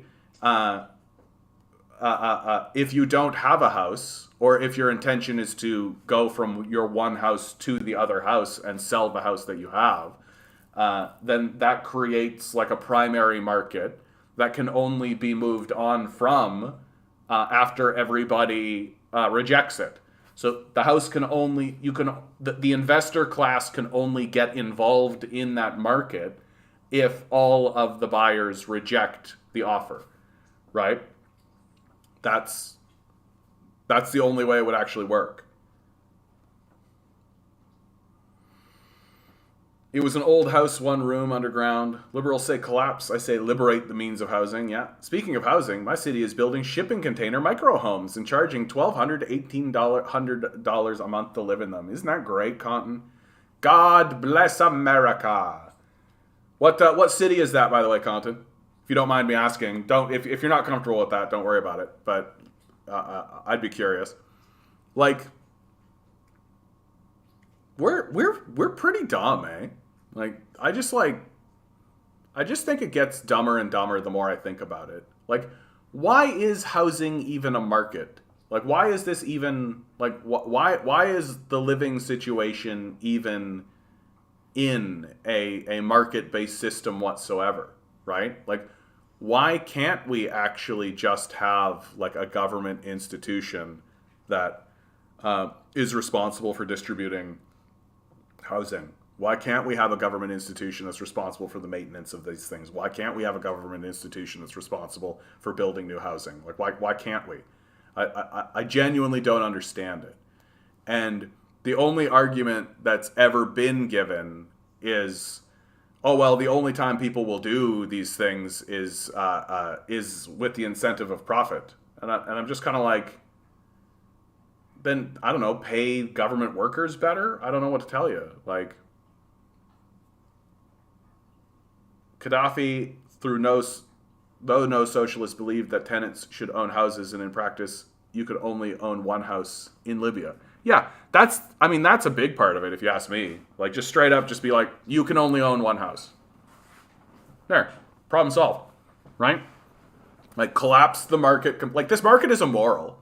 It's obviously immoral. There's one person that owns 30,000 houses. Like, it's obviously immoral. And so we should collapse it. And there's a lot of ways to collapse it, right? Like, it's very fragile. It would be easy to collapse, right? You literally could pass a one-liner being like, you can only own one home, right? Or if you wanted to be really like, oh my God, fine, wank, wank, wank, you want to have your fucking cabin in the woods or whatever, right? You can have two homes, right? But, like, this idea that, like, we should allow somebody to hoard 30,000 houses, like, get the absolute fuck out of here. Get the absolute fuck out of here. I can't even. Like, it's such a moral abomination on any perspective that you look at it. Let's just get the China walk in.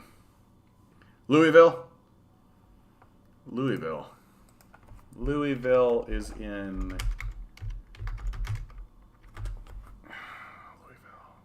All my brain is literally just Louisville Sluggers.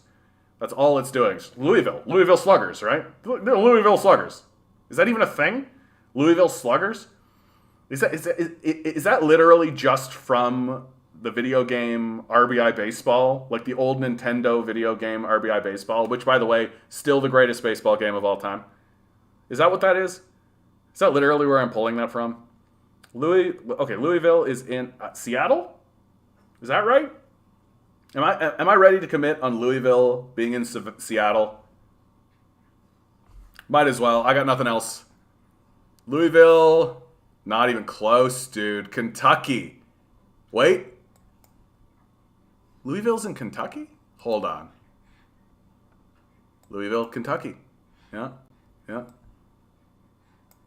The Louisville Slugger is a type of baseball bat. Home of the Kentucky Derby. Dude, I was way off.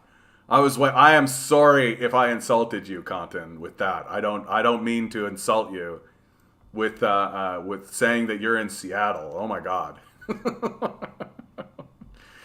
Louisville, Jeffersontown, Fort Knox, Mount Washington. Oh wow. Lots of good rich history in Kentucky. Oh my God. Kentucky Fried Chicken, of course. Congratulations. Muhammad Ali was from Louisville, Kentucky. Here you go. Here you go. Brilliant. We're learning more and more about Kentucky. Also, I gotta say it, I do. This is the funniest name of all the states, right? Right? Like, Kentucky is the funniest name. Like, what's up with Kentucky? You know what, man? Etymology Kentucky. Where did this come from? Oh, that's really rather quite nice. Comes from the Iroquois word Ken-ta-ten, which means land of tomorrow.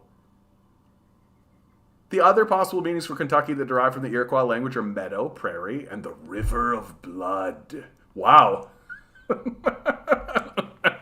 That's a real jump. Like, straight up, just like, other possible meanings for Kentucky that derive from the Iroquois language are meadow, prairie, or river of blood. Whoa, Jesus Christ. Okay, whoa, hey, whoa. Yeah, it is one of the poorest states in the Union. That for sure is the truth. That for sure is the truth. Trying to remember, like, certainly one of the great battles of the Civil War had to have been fought in Kentucky, right? Like, I'm not off the mark with that, am I? You can tell, like, you can tell how much I know about Kentucky because I literally, like, couldn't. Alabama sounds funny too. That's true. Alabama. But Alabama only, I mean, no, it doesn't. I was about to say it only sounds funny because of the accent that you use when you say it. Alabama. Everybody goes like that. You're okay, buddy. But it's got the word BAM in it. So it's just great. Alabama. You get to say BAM in the middle of it. So it's wonderful. Oh, yeah. Oh, yeah. Itchy, itchy, itchy. Kentucky was a border state during the Civil War. Yeah, yeah. That's what I thought. And, like, man, what a crazy period of time that must have all been. With their senator Mitch McConnell. That's right. Mitch McConnell is the Kentuckian senator. I knew that. Fuck you, Mitch McConnell. Oh, Compton, my heart goes out to you, bud. You keep spitting out Mitch McConnell. What's that all about? Compton, do you have a theory on this? Yeah, Kentucky might be a derivative of First Peoples language. I think that's right. Yeah. Okay, imagine if Albert Einstein was from the Deep South. No one would take him seriously with that accent. Jeff Foxworthy has a really great bit on that. Oh, it's kind of based. What's up? What's up with McConnell, dude? What's up with McConnell? Why is McConnell coming out of Kentucky, dude? Like, McConnell seems to be just like a nightmare capitalist. Like, it seems absolutely crazy to me. But, I mean, I assume there's a whole bunch of, like, the South will rise again and all that coming out of Kentucky. But this is one thing that I'm really learning about. This is why I love these conversations. And I love it when people come in and I get talking about geography and their life's experience and what's going on with them. Because I always learn something. I always learn something new. And it gives a lot more color and texture. Yeah, is there a, you know what? Walking around Louisville. I wonder if anybody's actually done that. Yeah, here we go, man. I love it. I love it. This is great, dude. This is great.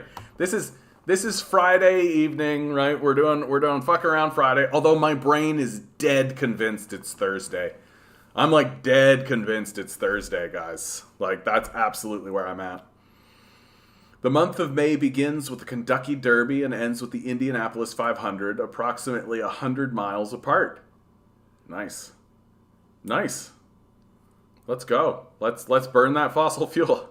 The KFC Center. Yum. Yeah. I shouldn't laugh at that. Here in Toronto, we've got the Rogers Center. Like, it's so fucking dumb. I remember it used to be called the Superdome. And I was like, there you go. There's a good name to give something like a sports center, right? Superdome. Ah, beautiful. Einstein said if his relativity theory is correct, he will be hailed as a citizen of the world. If he is wrong, he will be dismissed as a German and a Jew. Ugh. Bashir vetoed an anti-trans girl bill because he is a turbo demon.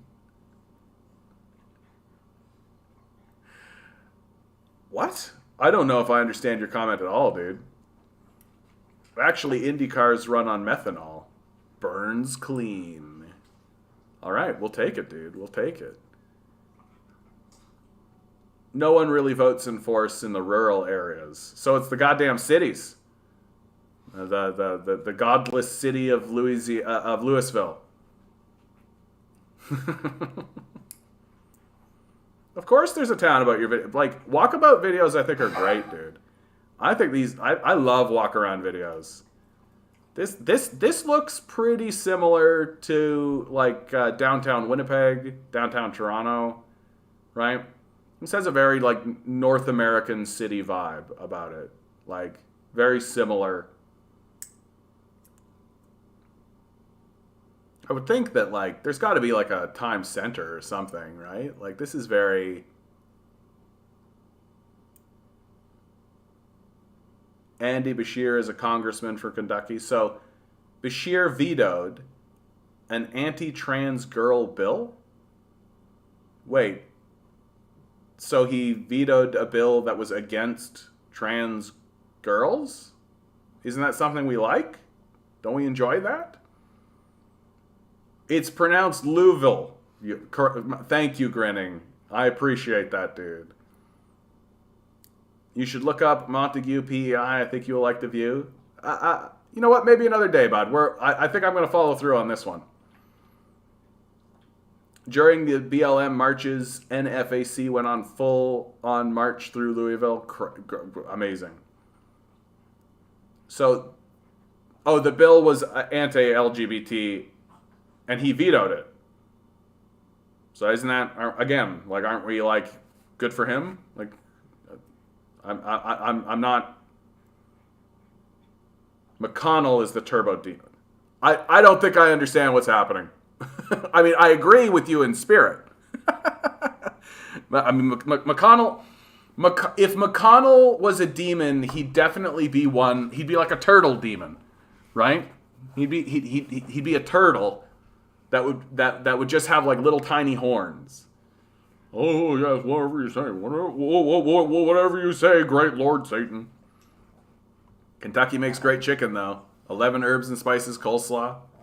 Yeah, what's up with that? Their coleslaw sucks.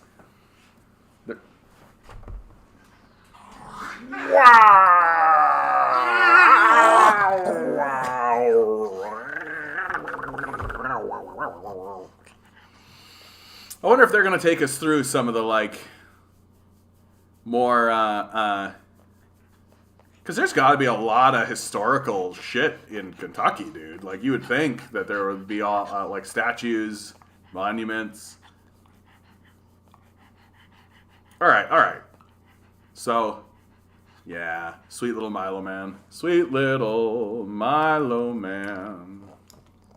That's right, settle in, bud. Settle in. Oh my goodness. Dude, it's the yum. It's the yum, right? Like KFC Center, but the yum right in the middle of it. Yeah, where is the Colonel Sanders statue, right, DM? Thank you. Not a single statue of Colonel Sanders to be seen. I know. Right? Almost got a job in Elizabethtown, Kentucky once. Very nice. Yes, he vetoed a bill banning trans girls from competing in girls' sports. Oh, you know what? Let's do this. Let's dive into this. Let's go. I haven't earned the ire from the trans community in a moment. What do we think about this?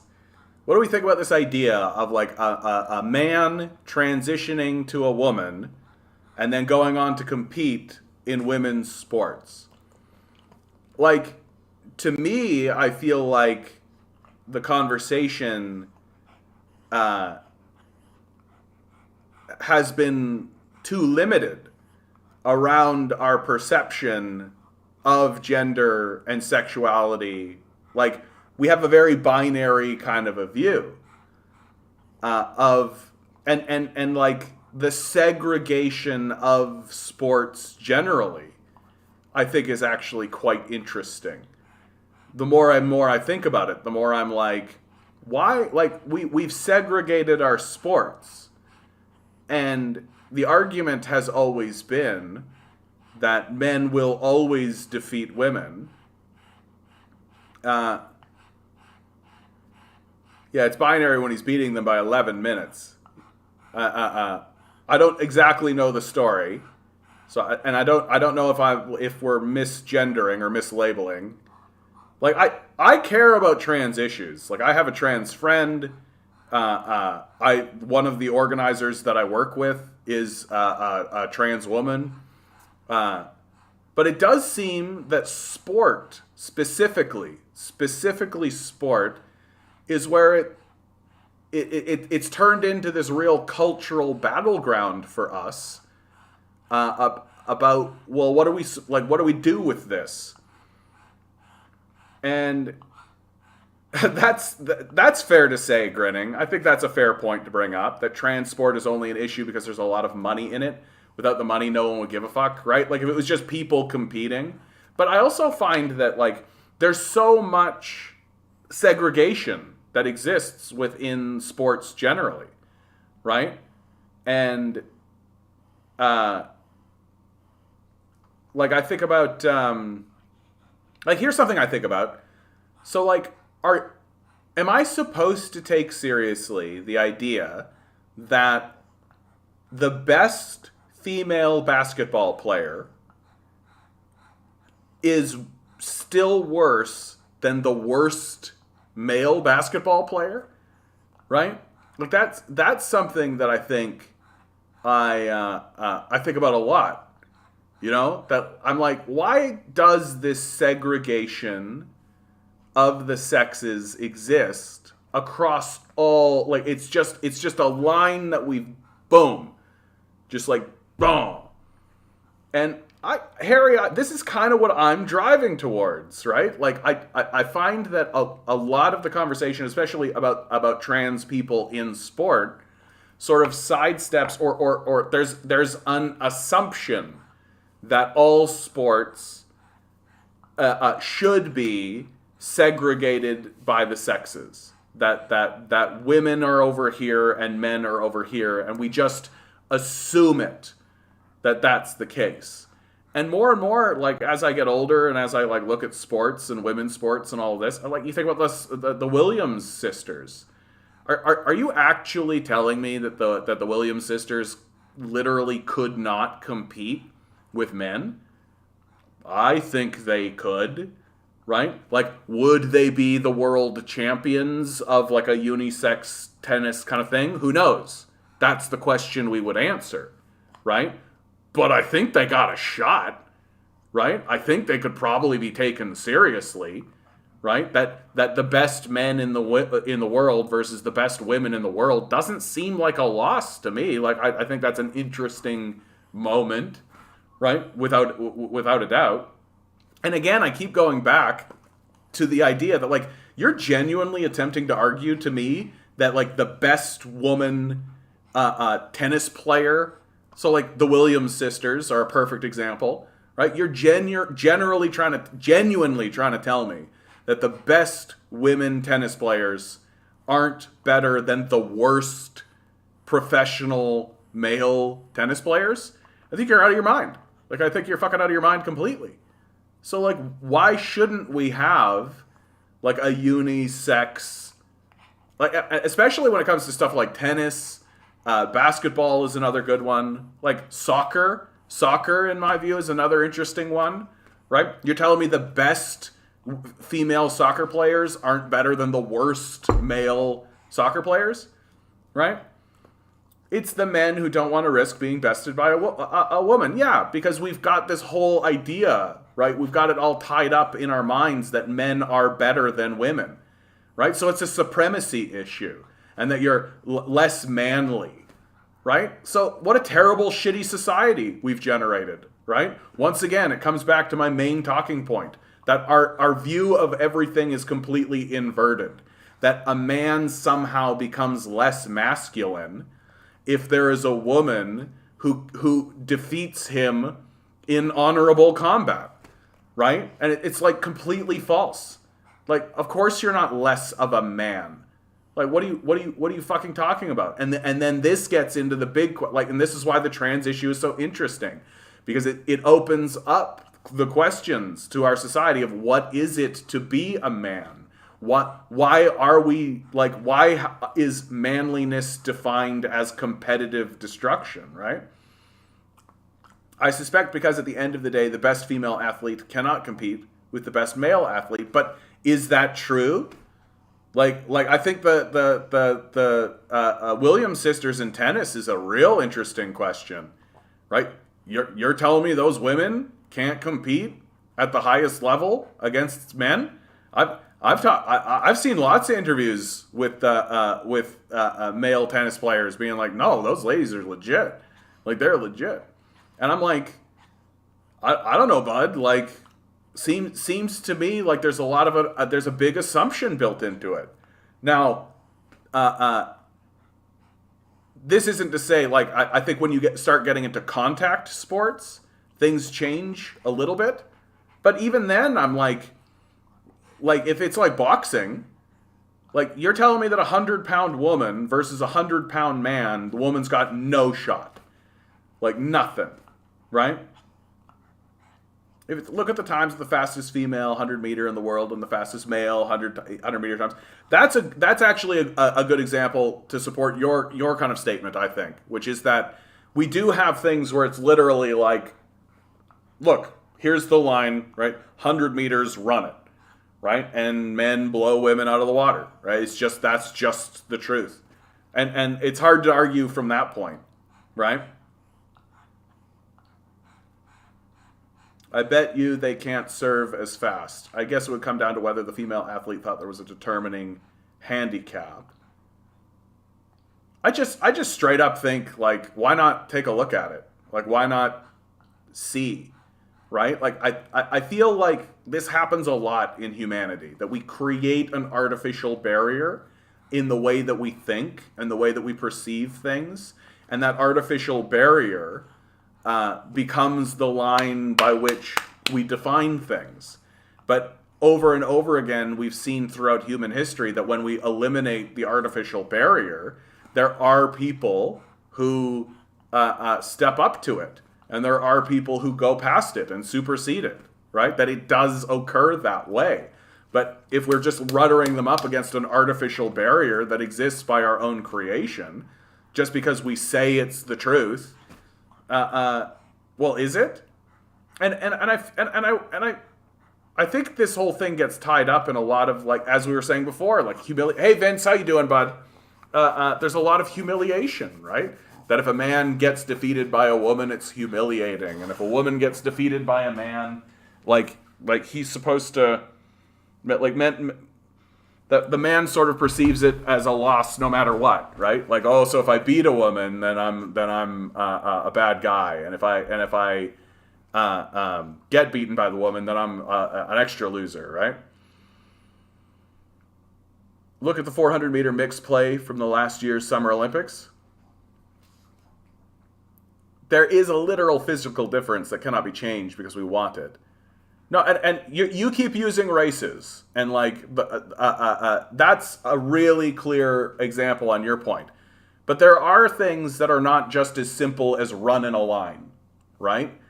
Like there are things that are more advanced and more complex that I wish that we would, like, I keep going back to basketball because basketball, in my view, is like there's a lot of complexity there, right? It's not as simple as tall man dunk basketball, right? Like, it's not as simple as that. This is actually we are in Louisville, or Louisville, as Grinning wants us to have. This is where Content is at. We're just doing a nice little walk around of Louisville today. So I feel like I've been doing a lot of China walks, and that's nice, and I'm definitely going to go back to that. Kentucky, you got it, bud. You got it. Uh-oh. Adam wants to start a fight. Fight. There's a biological factor that women have 20% less mass than men. That being said, I've seen a woman punch hitting harder than men at equal height. But this, again, right? Yeah, boxing, I mean, I don't think I'd want to find out if a pro boxer woman can take on Pacquiao. But it is about weight classes there, right? Like, if you take a 100-pound woman and put her against Mike Tyson, like, obviously that's going to, like, it wouldn't matter. Like, it'd be like that way if it was a man, right? But, like, I am not against the idea of opening this space up, right? And that's true too, Adam. Like, that's true too. When males transition to females, they do lose muscle mass. And in regards to specifically the issue of trans people in sports, I'm more or less of the opinion that, like, we don't know enough. You know what I mean? Like, we don't know enough. That there's not enough information. And we're in this, like, information gathering moment. And of course, the people on the right of the conversation, like the people who are transitioning and are competing as trans athletes, are performing very well against their competition, right? Christy Martin, well, I don't, like, what best female heavyweight boxer 25 years ago? Would you put her? I don't know anything about her. So, and like, like, not only have you picked a heavyweight, you've picked literally one of the most dominant heavyweights of all time, right? Like, like, that's not like I don't know anything about Christy Martin. So this whole segment is moot. I mean, what? Come on, we're all having fun here.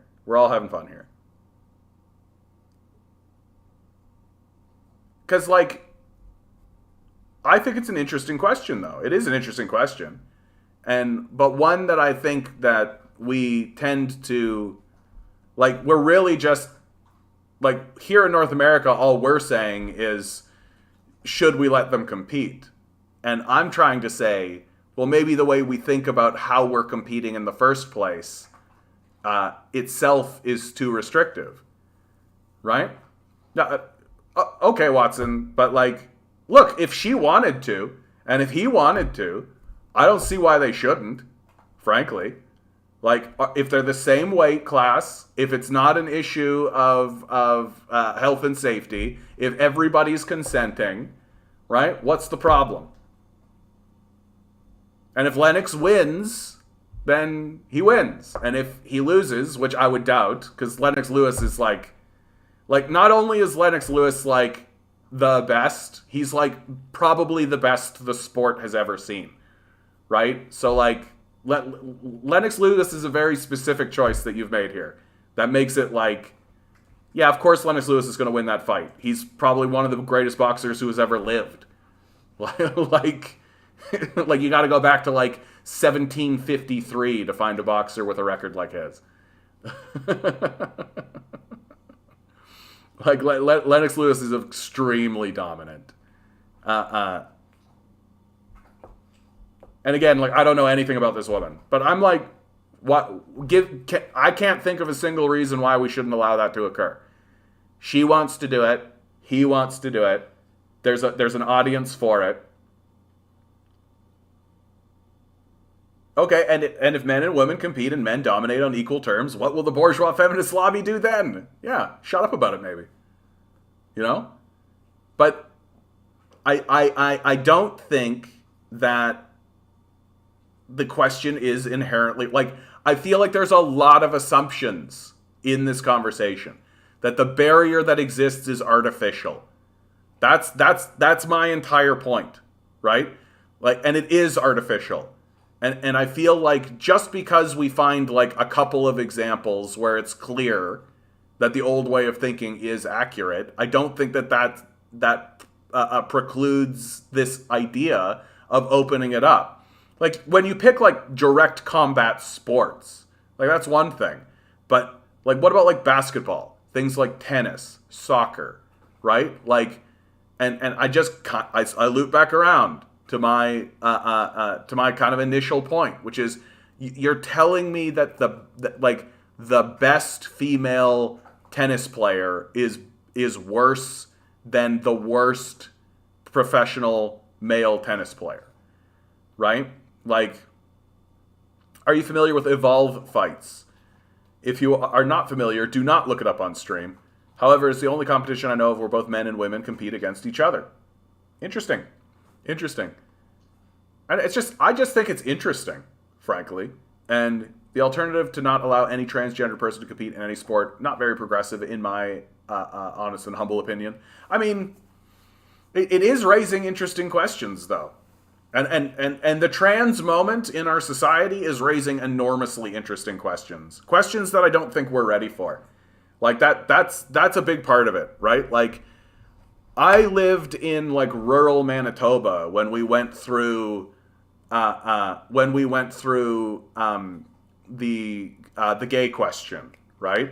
Like going through the gay question in rural Manitoba, really the transition happened. Like we all kind of got okay with it, most of us, because people started coming out around us, people we respected, right? Like I remember there was a man who was 50 years old, wife and kids, and he came out as gay. And we all knew him. Like we all grew up with him. He was well established in the community and all that kind of stuff. And so this old kind of idea of like gay is wrong, it's a sin and all of this, we're looking at this guy being like, well, hold on a moment. Like, is it? See, I've known this guy. He's a good, respectable man. Like, what? Now he's saying he's gay.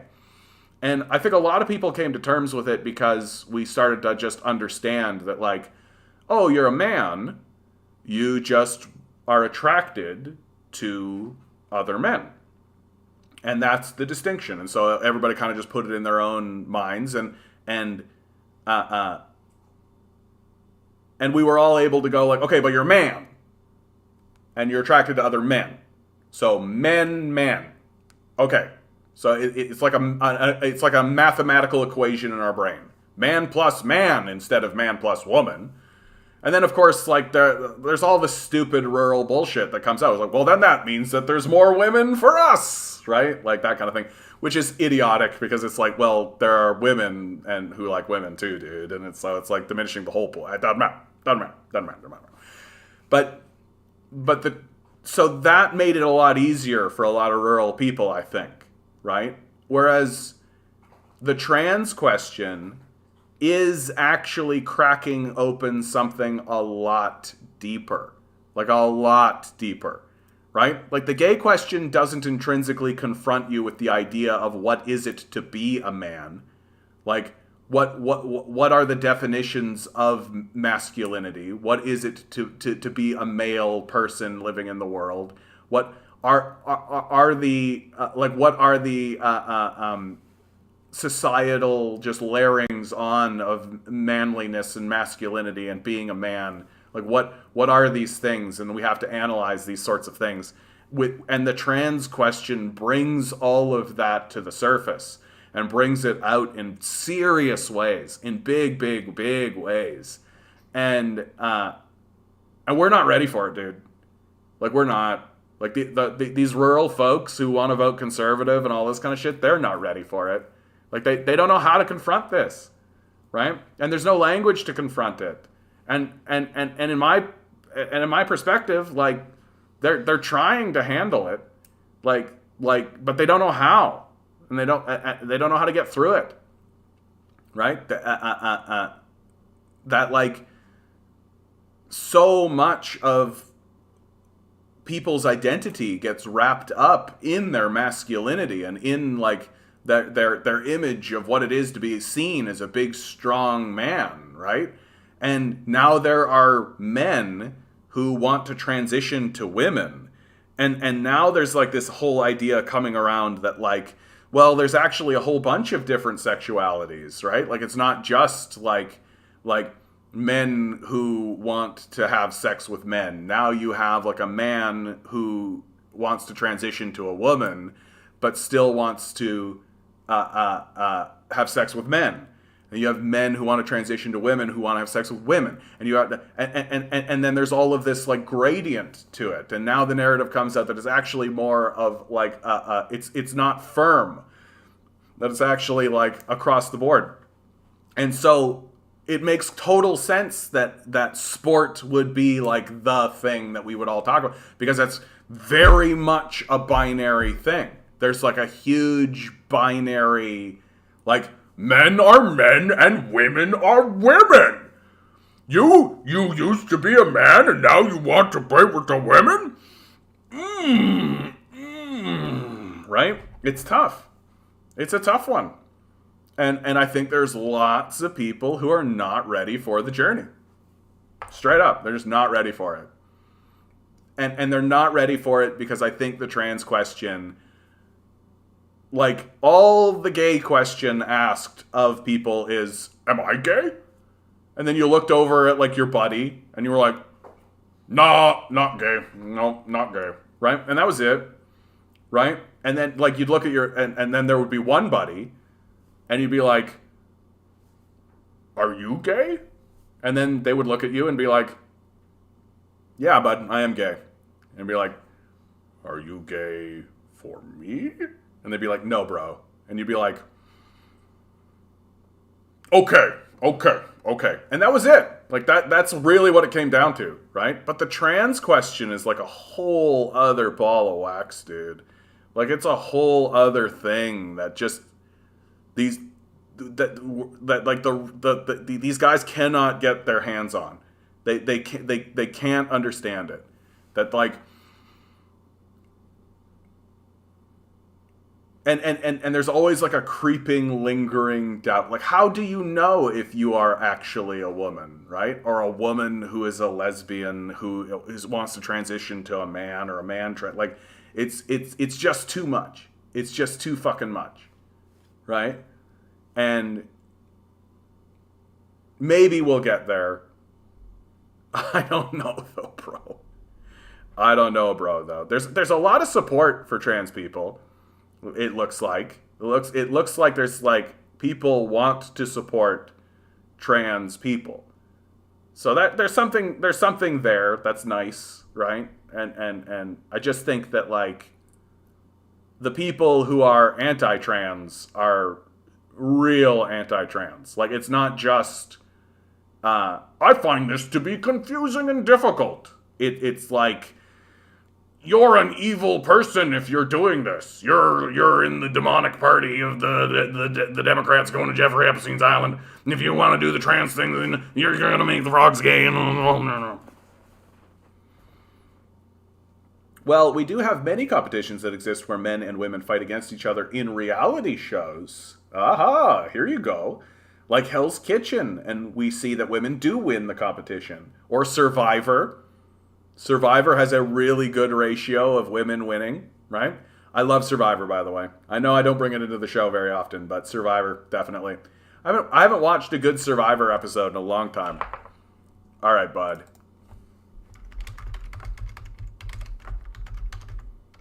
But, like, I was huge into Survivor. Here we go. Here we are in Charlottetown, Prince Edward Island. I'm about to go to Charlottetown soon. At the end of the month, my brother's taken me to Charlottetown. I think the problem is that sexual intercourse is what the stumbling block to understand human behavior. People come together for affection, similar beliefs, economics, etc. More people don't have sex than do. Well, and I am of the opinion that a lot of that is because of capitalism sucks, right? Like people are exhausted. We don't have a lot of time. right? Everything is just as shitty as it could possibly be. Yep, Eric, I'm coming to Charlottetown with my brother to visit my sister who lives in Moncton, and it's going to be a nice big family event.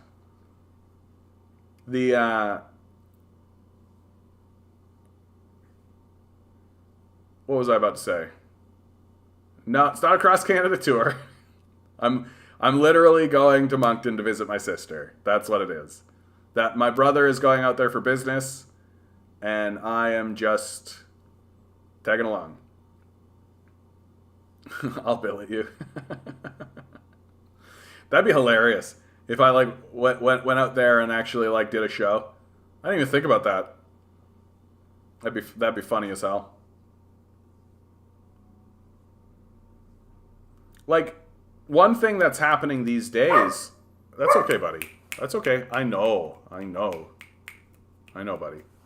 Like, the stats are in, right? Like, no, I know Moncton's not a PE. Moncton's New Brunswick, but we're coming through Charlottetown.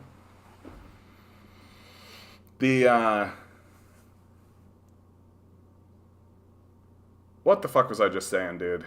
The stats are in, right? That, like... it's only 30%. It's like 30-40% of the male population that's actually having sex, right? Regularly. And that's exactly for the reason that you think, right? Like, women are exhausted. They don't have a lot of time. And so what that means is that when they decide to have sex, they're going to go for the dude who is like the hottie bagatti, right? And so what that means is that the small hottie bagatti crowd of men get all the girls, right? Because they're just doing like a series of one-night stands, which is what the women are up for because they only have time for that, right? So everyone's so fucking exhausted and time has become so limited for everybody that that this is sort of the arrangement that occurs. That women feel like I'm going to raise my standards so high because I'm not looking for a partner. I'm just looking for to have sex, and that leaves like 60% of the male population just completely high and dry, right? There are no. Yeah, can we just reject capitalism already? I don't know what we're still waiting for. I mean, we're voting for the system. Like, that's part of the problem.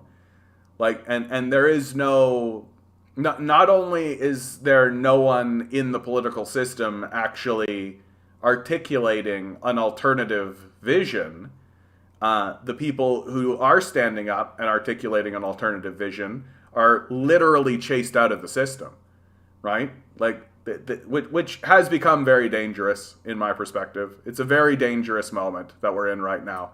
Because if you're not willing to listen even to the people who have alternative viewpoints, then all that remains for those viewpoints to be seen is through protest and through serious action, which is what we're seeing. Does capitalism make others feel kind of ahedonic? What's ahedonic mean? Is that a misspelling?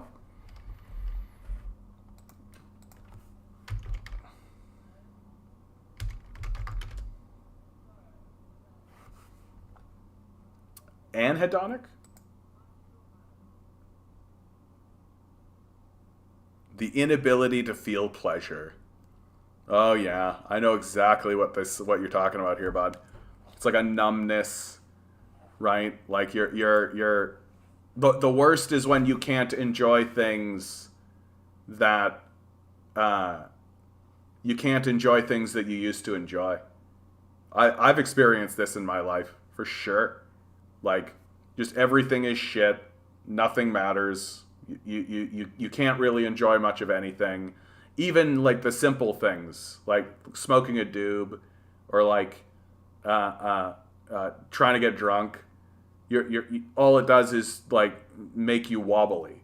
It's not an enjoyable experience. It's just wobbly. For those moments, Content, I strongly advise take a look at your chakra system, right? Your pleasure chakra. Pleasure in the human body is derived in your belly, right under your belly button, right? You're familiar with like belly laughs or anything like that. And my suggestion, and I'm dead serious about this, when you get into that space of you can't enjoy anything, right? Lie down on the ground, right? Breathe into that belly space. Literally take your fingers, put it right there, and press. Press until a feeling occurs. And it will. And it will. Right? And focus in on it. Focus in on it. That our experience in this reality is primarily physical. Like primarily like a body experience. We like to pretend like we're a brain walking around in a meat vessel that does our bidding. It's not how it works. Like, straight up. It's just not how it works. And I'm not trying to say that there are actually orbs of energy that exist in your body, right? I'm just saying this is a visualization tool. And if you're struggling with pleasure and the inability to feel pleasure, then that's the pleasure center, and that's in your belly. That's right here, right? And you need to loosen it up physically. You need to loosen it up. You need to focus on it. You need to visualize it. You need to put pressure on it, right? You need to talk to it, right? You need to have conversations with it. You need to let it relax. You need to let it cry. Let it cry. You need to grieve. You need to release it. But if you just keep walking around without doing anything about it and kind of walking around in a fugue state, right? Which is kind of what it's like, then it's just going to stay like that. And you can think that everything I just said is as stupid as possible. But I can tell you from my own experience, my own personal experience, sitting around and just shrugging and being like, oh, there's nothing I can do about it. Well, I disagree. There's definitely something you can do about it. You can look up the chakra system. You can take a look at your pleasure center. And you can confront it. And worst case scenario is you spend an hour on your back and finish it up and be like, John's full of shit. That's fine. What else are you doing with your time? I'm a big believer in the chakra system. We hear in oh, he edited it out? He edited it out? Really? Right here, eh? Hold on. So like right here, you're telling me that he's gonna turn the corner. See, we do this shit, eh? Just as a fucking people, we do this shit. We edit the homeless out. That like this is kind of a lovely looking video, right? Like there's like a lovely cafe. Like it's a very kind of quaint, but then focus in on the pride flag, focus in on this nice looking building here, but just like omit the section where there's homeless people on the corner. Oh, before that, still lame, like lame. Fuck that, dude. Show you're homeless. Show you're homeless. That's disrespectful. That's extremely disrespectful. Not only is that disrespectful to the homeless people, that's disrespectful to your city. That's disrespectful to your citizens, right? You got to show that kind of shit. Like you gotta. Like if you're gonna omit that kind of shit, no, that's not cool. Like that's not cool. Like I find that to be very dehumanizing. To be very disrespectful. Like too bad you have homeless people. Like too bad. Like.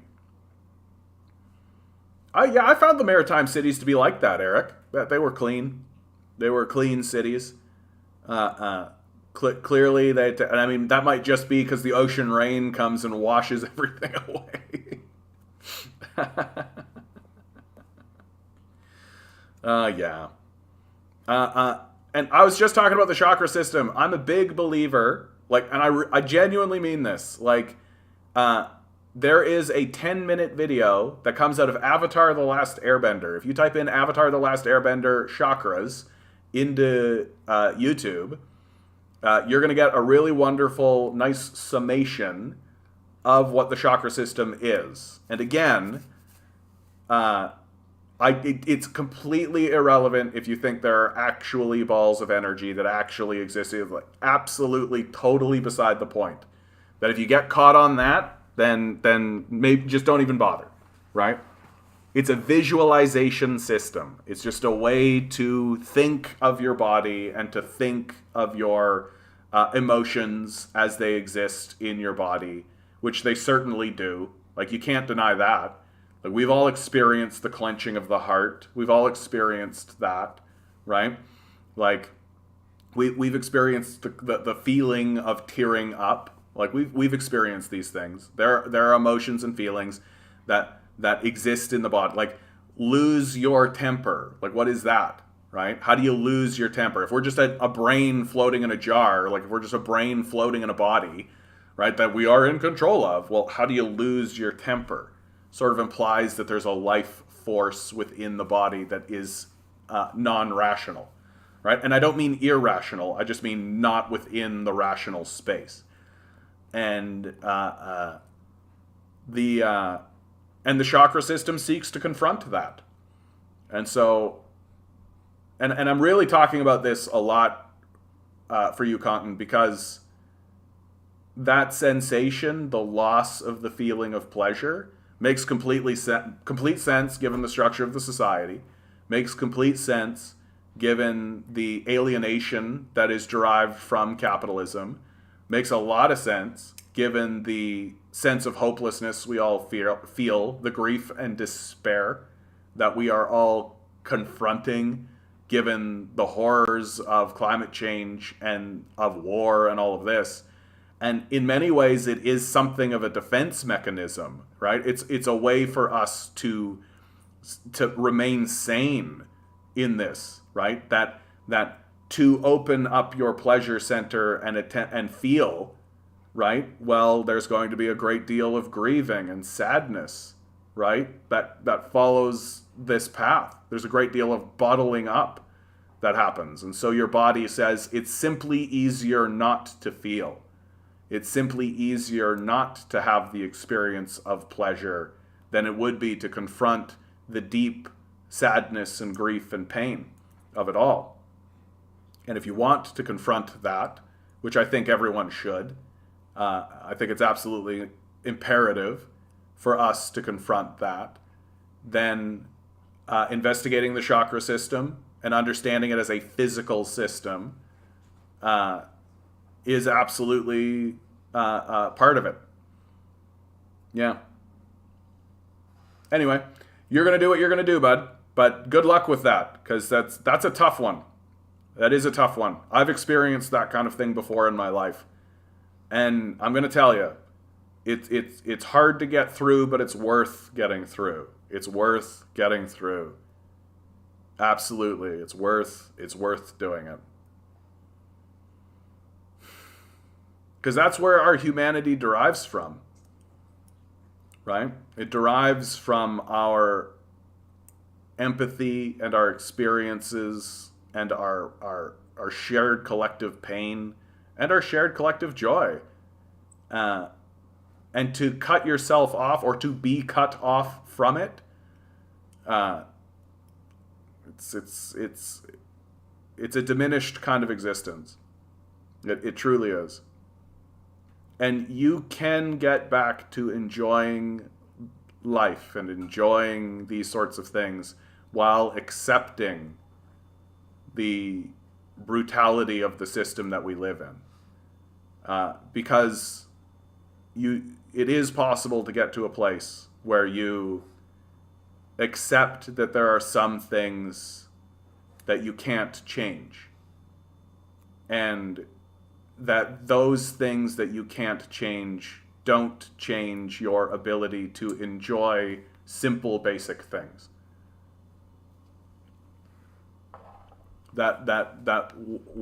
When I was experiencing it, it was like a throw out the baby with the bathwater kind of a situation.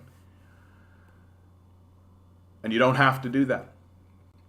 You can simply enjoy, like, sitting on a porch, drinking a beer, right?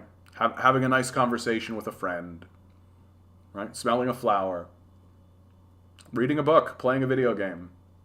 Like, you can enjoy the world like that without this overwhelming pressure, overwhelming your senses, and overwhelming your emotions.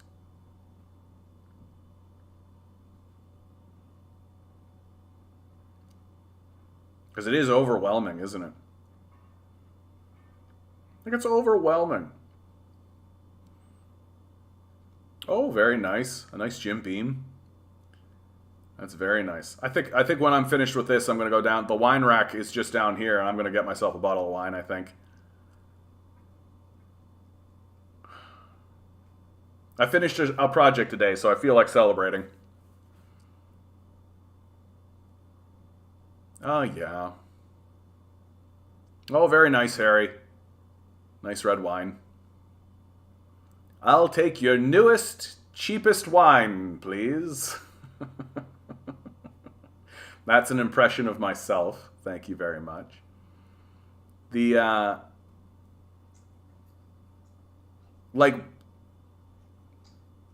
This is something I love to talk about. I do. I love it. It's probably my favorite subject. And I don't talk about it nearly enough on the channel, honestly. Because I get caught up in my own emotions. And I get caught up in my own kind of thing. But, like, take a look at the Ukrainian war. Take a look at how we all reacted to this Ukrainian war. None of that is based in rational thinking and reasonableness. Like, we didn't, as a people, say, what is happening in Ukraine? Let us discover all of the facts and evidence. Let's take a look and listen to many voices to try to paint a cohesive picture so that we all can understand what's going on and maybe react with some rational action or rational reason. Fuck that. It was literally like, stay with Ukraine, Putin is Hitler, and we're going to go and take off, and we got to give them 1 million diapers, or like the beginning of the pandemic. Right? The toilet paper.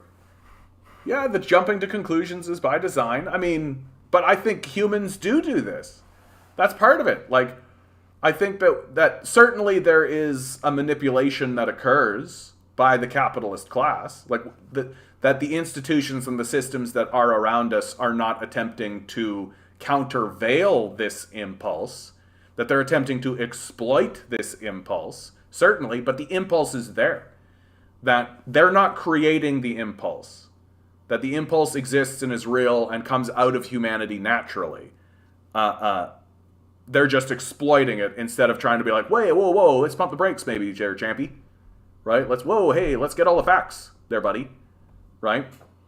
And there are institutions that do operate this way to a degree, where they're like, let's look at the facts, let's get things figured out, right? We're trying to not operate exclusively from a place of emotion.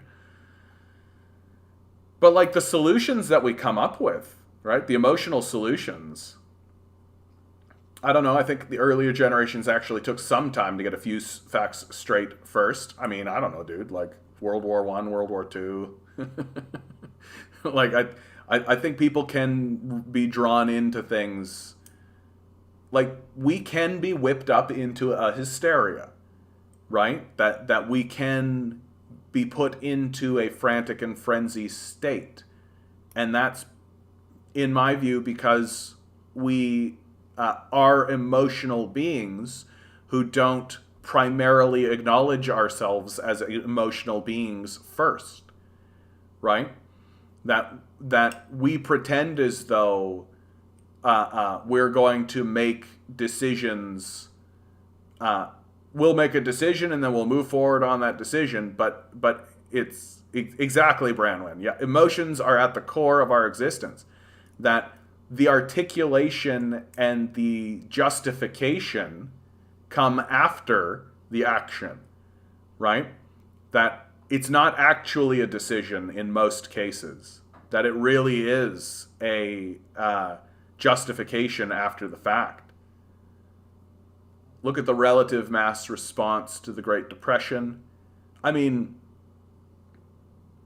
I could argue that the existence of the Great Depression is the byproduct of this. Sorry, this young lady struggling with that. She did it. Good for her. And I mean, then you can also get into the idea that like previous generations also had more time on their hands, right? That things were just generally slower in the first place, and that's certainly by demand. Like the whipping up of the culture into this sort of consumerist frenzy has certainly, I would quote Pierre Trudeau here, reason before passion. Yeah, but the very fact that he has to say it, right? But I definitely take your point. Like it seems like, and I see where you're coming from. That like previous generations at least were saying we should temper our passions. Whereas today, we're not even trying to do that. We're not even trying to temper those passions. We're not even talking about the passions, right? We're just assuming that we are rational creatures, and that assumption is a massive problem, right? It's just a massive problem that I think it is fair to say that previous generations understood, like even statements like we're moving from our gut, right? Like that kind of George W. Bush said that when like going into Iraq, right? We got a gut feeling, we're moving from our gut, right? And yeah, I suspect that's a byproduct of our throwaway instant gratification society. Yeah, like and there's been this fostering over a long period of time that I've seen where we've replaced, like we think we're like this technological scientific society, right? So that has allowed us to kind of con ourselves into thinking that, well, I'm a rational person, right? Like I have a scientific mind and I care about the material scientific reality and I like evidence and all this kind of stuff. But we're still very much entrenched in our emotional state. And the method by which the culture is attempting to articulate the reality of that emotional state is oftentimes derided and made fun of. So I like talk about the chakra system, right? Well, and when I do so, I have to like couch it in all of this language of being like, it doesn't matter if you think it's physically real, it doesn't matter if it's any of that kind of stuff, because there's such a culture of rejecting the supernatural, right? Which, I mean, healthy skepticism is always fine by me, right? We don't want con men to kind of take over, right? Or the conversation surrounding astrology, right? That like, if you care about astrology, then you're worthy of mockery and derision, right? When in reality, the astrological journey of things just simply exists to attempt to struggle with internal emotional states that we don't necessarily have control of, right? That things can just overwhelm us and we don't necessarily know why. There's this really great meme that I saw where a fellow is just sort of standing there, and then all of a sudden his heart starts to bleed, right? And he goes, "Wait, what? Nothing happened.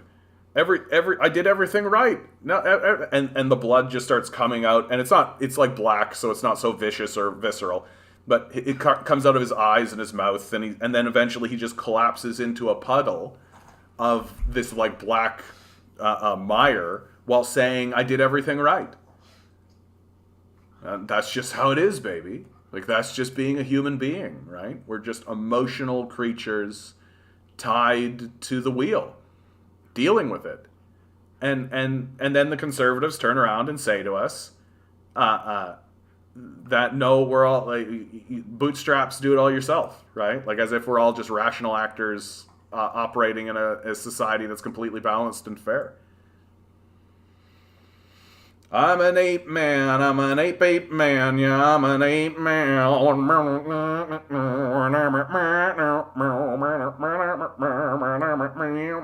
I would argue, Watson, and that what you're really mocking when you're mocking astrology is you're mocking the people who are approaching astrology badly, right? That astrology as a pursuit oftentimes just boils down to like, what's your sign?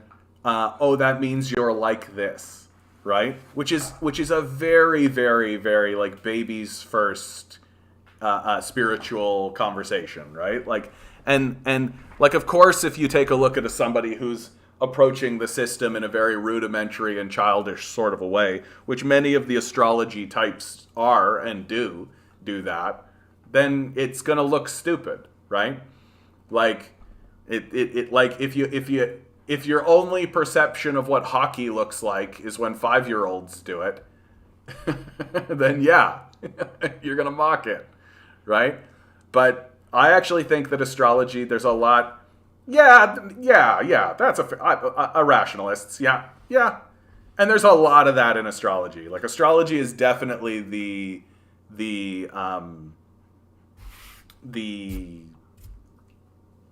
field by which those crops grow, right?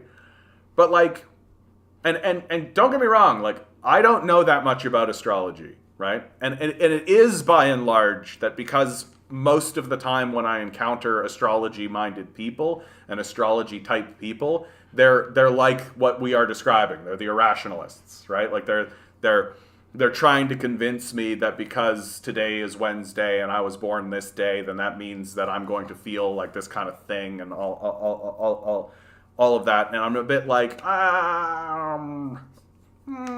like it all seems very hooboo. There's a lot of hooboo in it, right? But I have 100% talked to people who I respect, who are very rational, clear-minded people. And in fact, it was one of them who actually convinced me not to delve into astrology, but just to accept that astrology does have its feet on the ground, right? And have a good one, DM. Yeah, we're about to close down. And that statement was very simply like, look, all astrology is an observation of the movement of heavenly bodies, and an expression of the effect that the movement of the heavenly bodies may have on a human being. And she said to me, look, the moon moves the ocean. You're pretending like it's not moving you? Come on, buddy. Come on. And I just thought to myself, that's a fair thing to say, I think. I don't know enough about it. I don't think I'm going to take the like big dive into it at any other point. But if you want to and you're getting something out of it, cool. I think the thing that really kills me the most about astrology people is how much they want to like put it on you. Like that's where I'm going to land with it. Yeah, that's where I'm going to land with it. Like if you want to do astrology, and you want to focus on astrology for your own journey and for what you are doing, right? And to understand your own perspective and your own position, your own emotional state and what's going on, great. It's that so many of them are like, oh, you're an Aries. That means that this, and oh, of course you're this, that. And like they're using it like a predictor for other people. That's where I go. That's where I go, right? I'm like, shut the fuck up. Like, you do not know anything about me. Shut the fuck up. Yeah. My first rule of astrology is that you don't talk about astrology. Yeah, I mean, my stance on astrology is this. Show me the evidence. I mean, the moon moves the ocean. It's definitely messing with you. So, and again, like if you want to pursue astrology for your own endeavor, and if you want to have a conversation with like an astrology person and get into that, right? But it's that It's the proselytizing. It's the like we need to spread this around. Like more people must know the glory that is astrology. Like time out. Like I don't go around like I don't like when I talk about the chakra system, like I'm not trying to like inflict people with it. Like if Compton wanted to take all of what I just said and be like, shut up, John, I'd be like, all right, and I'd move on with my life, right? Because not every system and not every tool is going to work for everybody. Like that's the truth. And the astrologist seems like, and of course, the astrology response to it is going to be something like, "You're such a Capricorn." Like that's exactly what they're going to say. Okay, guys. We have reached the end of the stream. Always remember, each and every one of you is a quantum being walking around in quantum energy. The billionaire class is spending hundreds of billions of dollars in the hope that you'll never realize it. So you'll just stay the good little commodity they need you to be. Revolt, rebel, repent. Good luck. We're going to need it.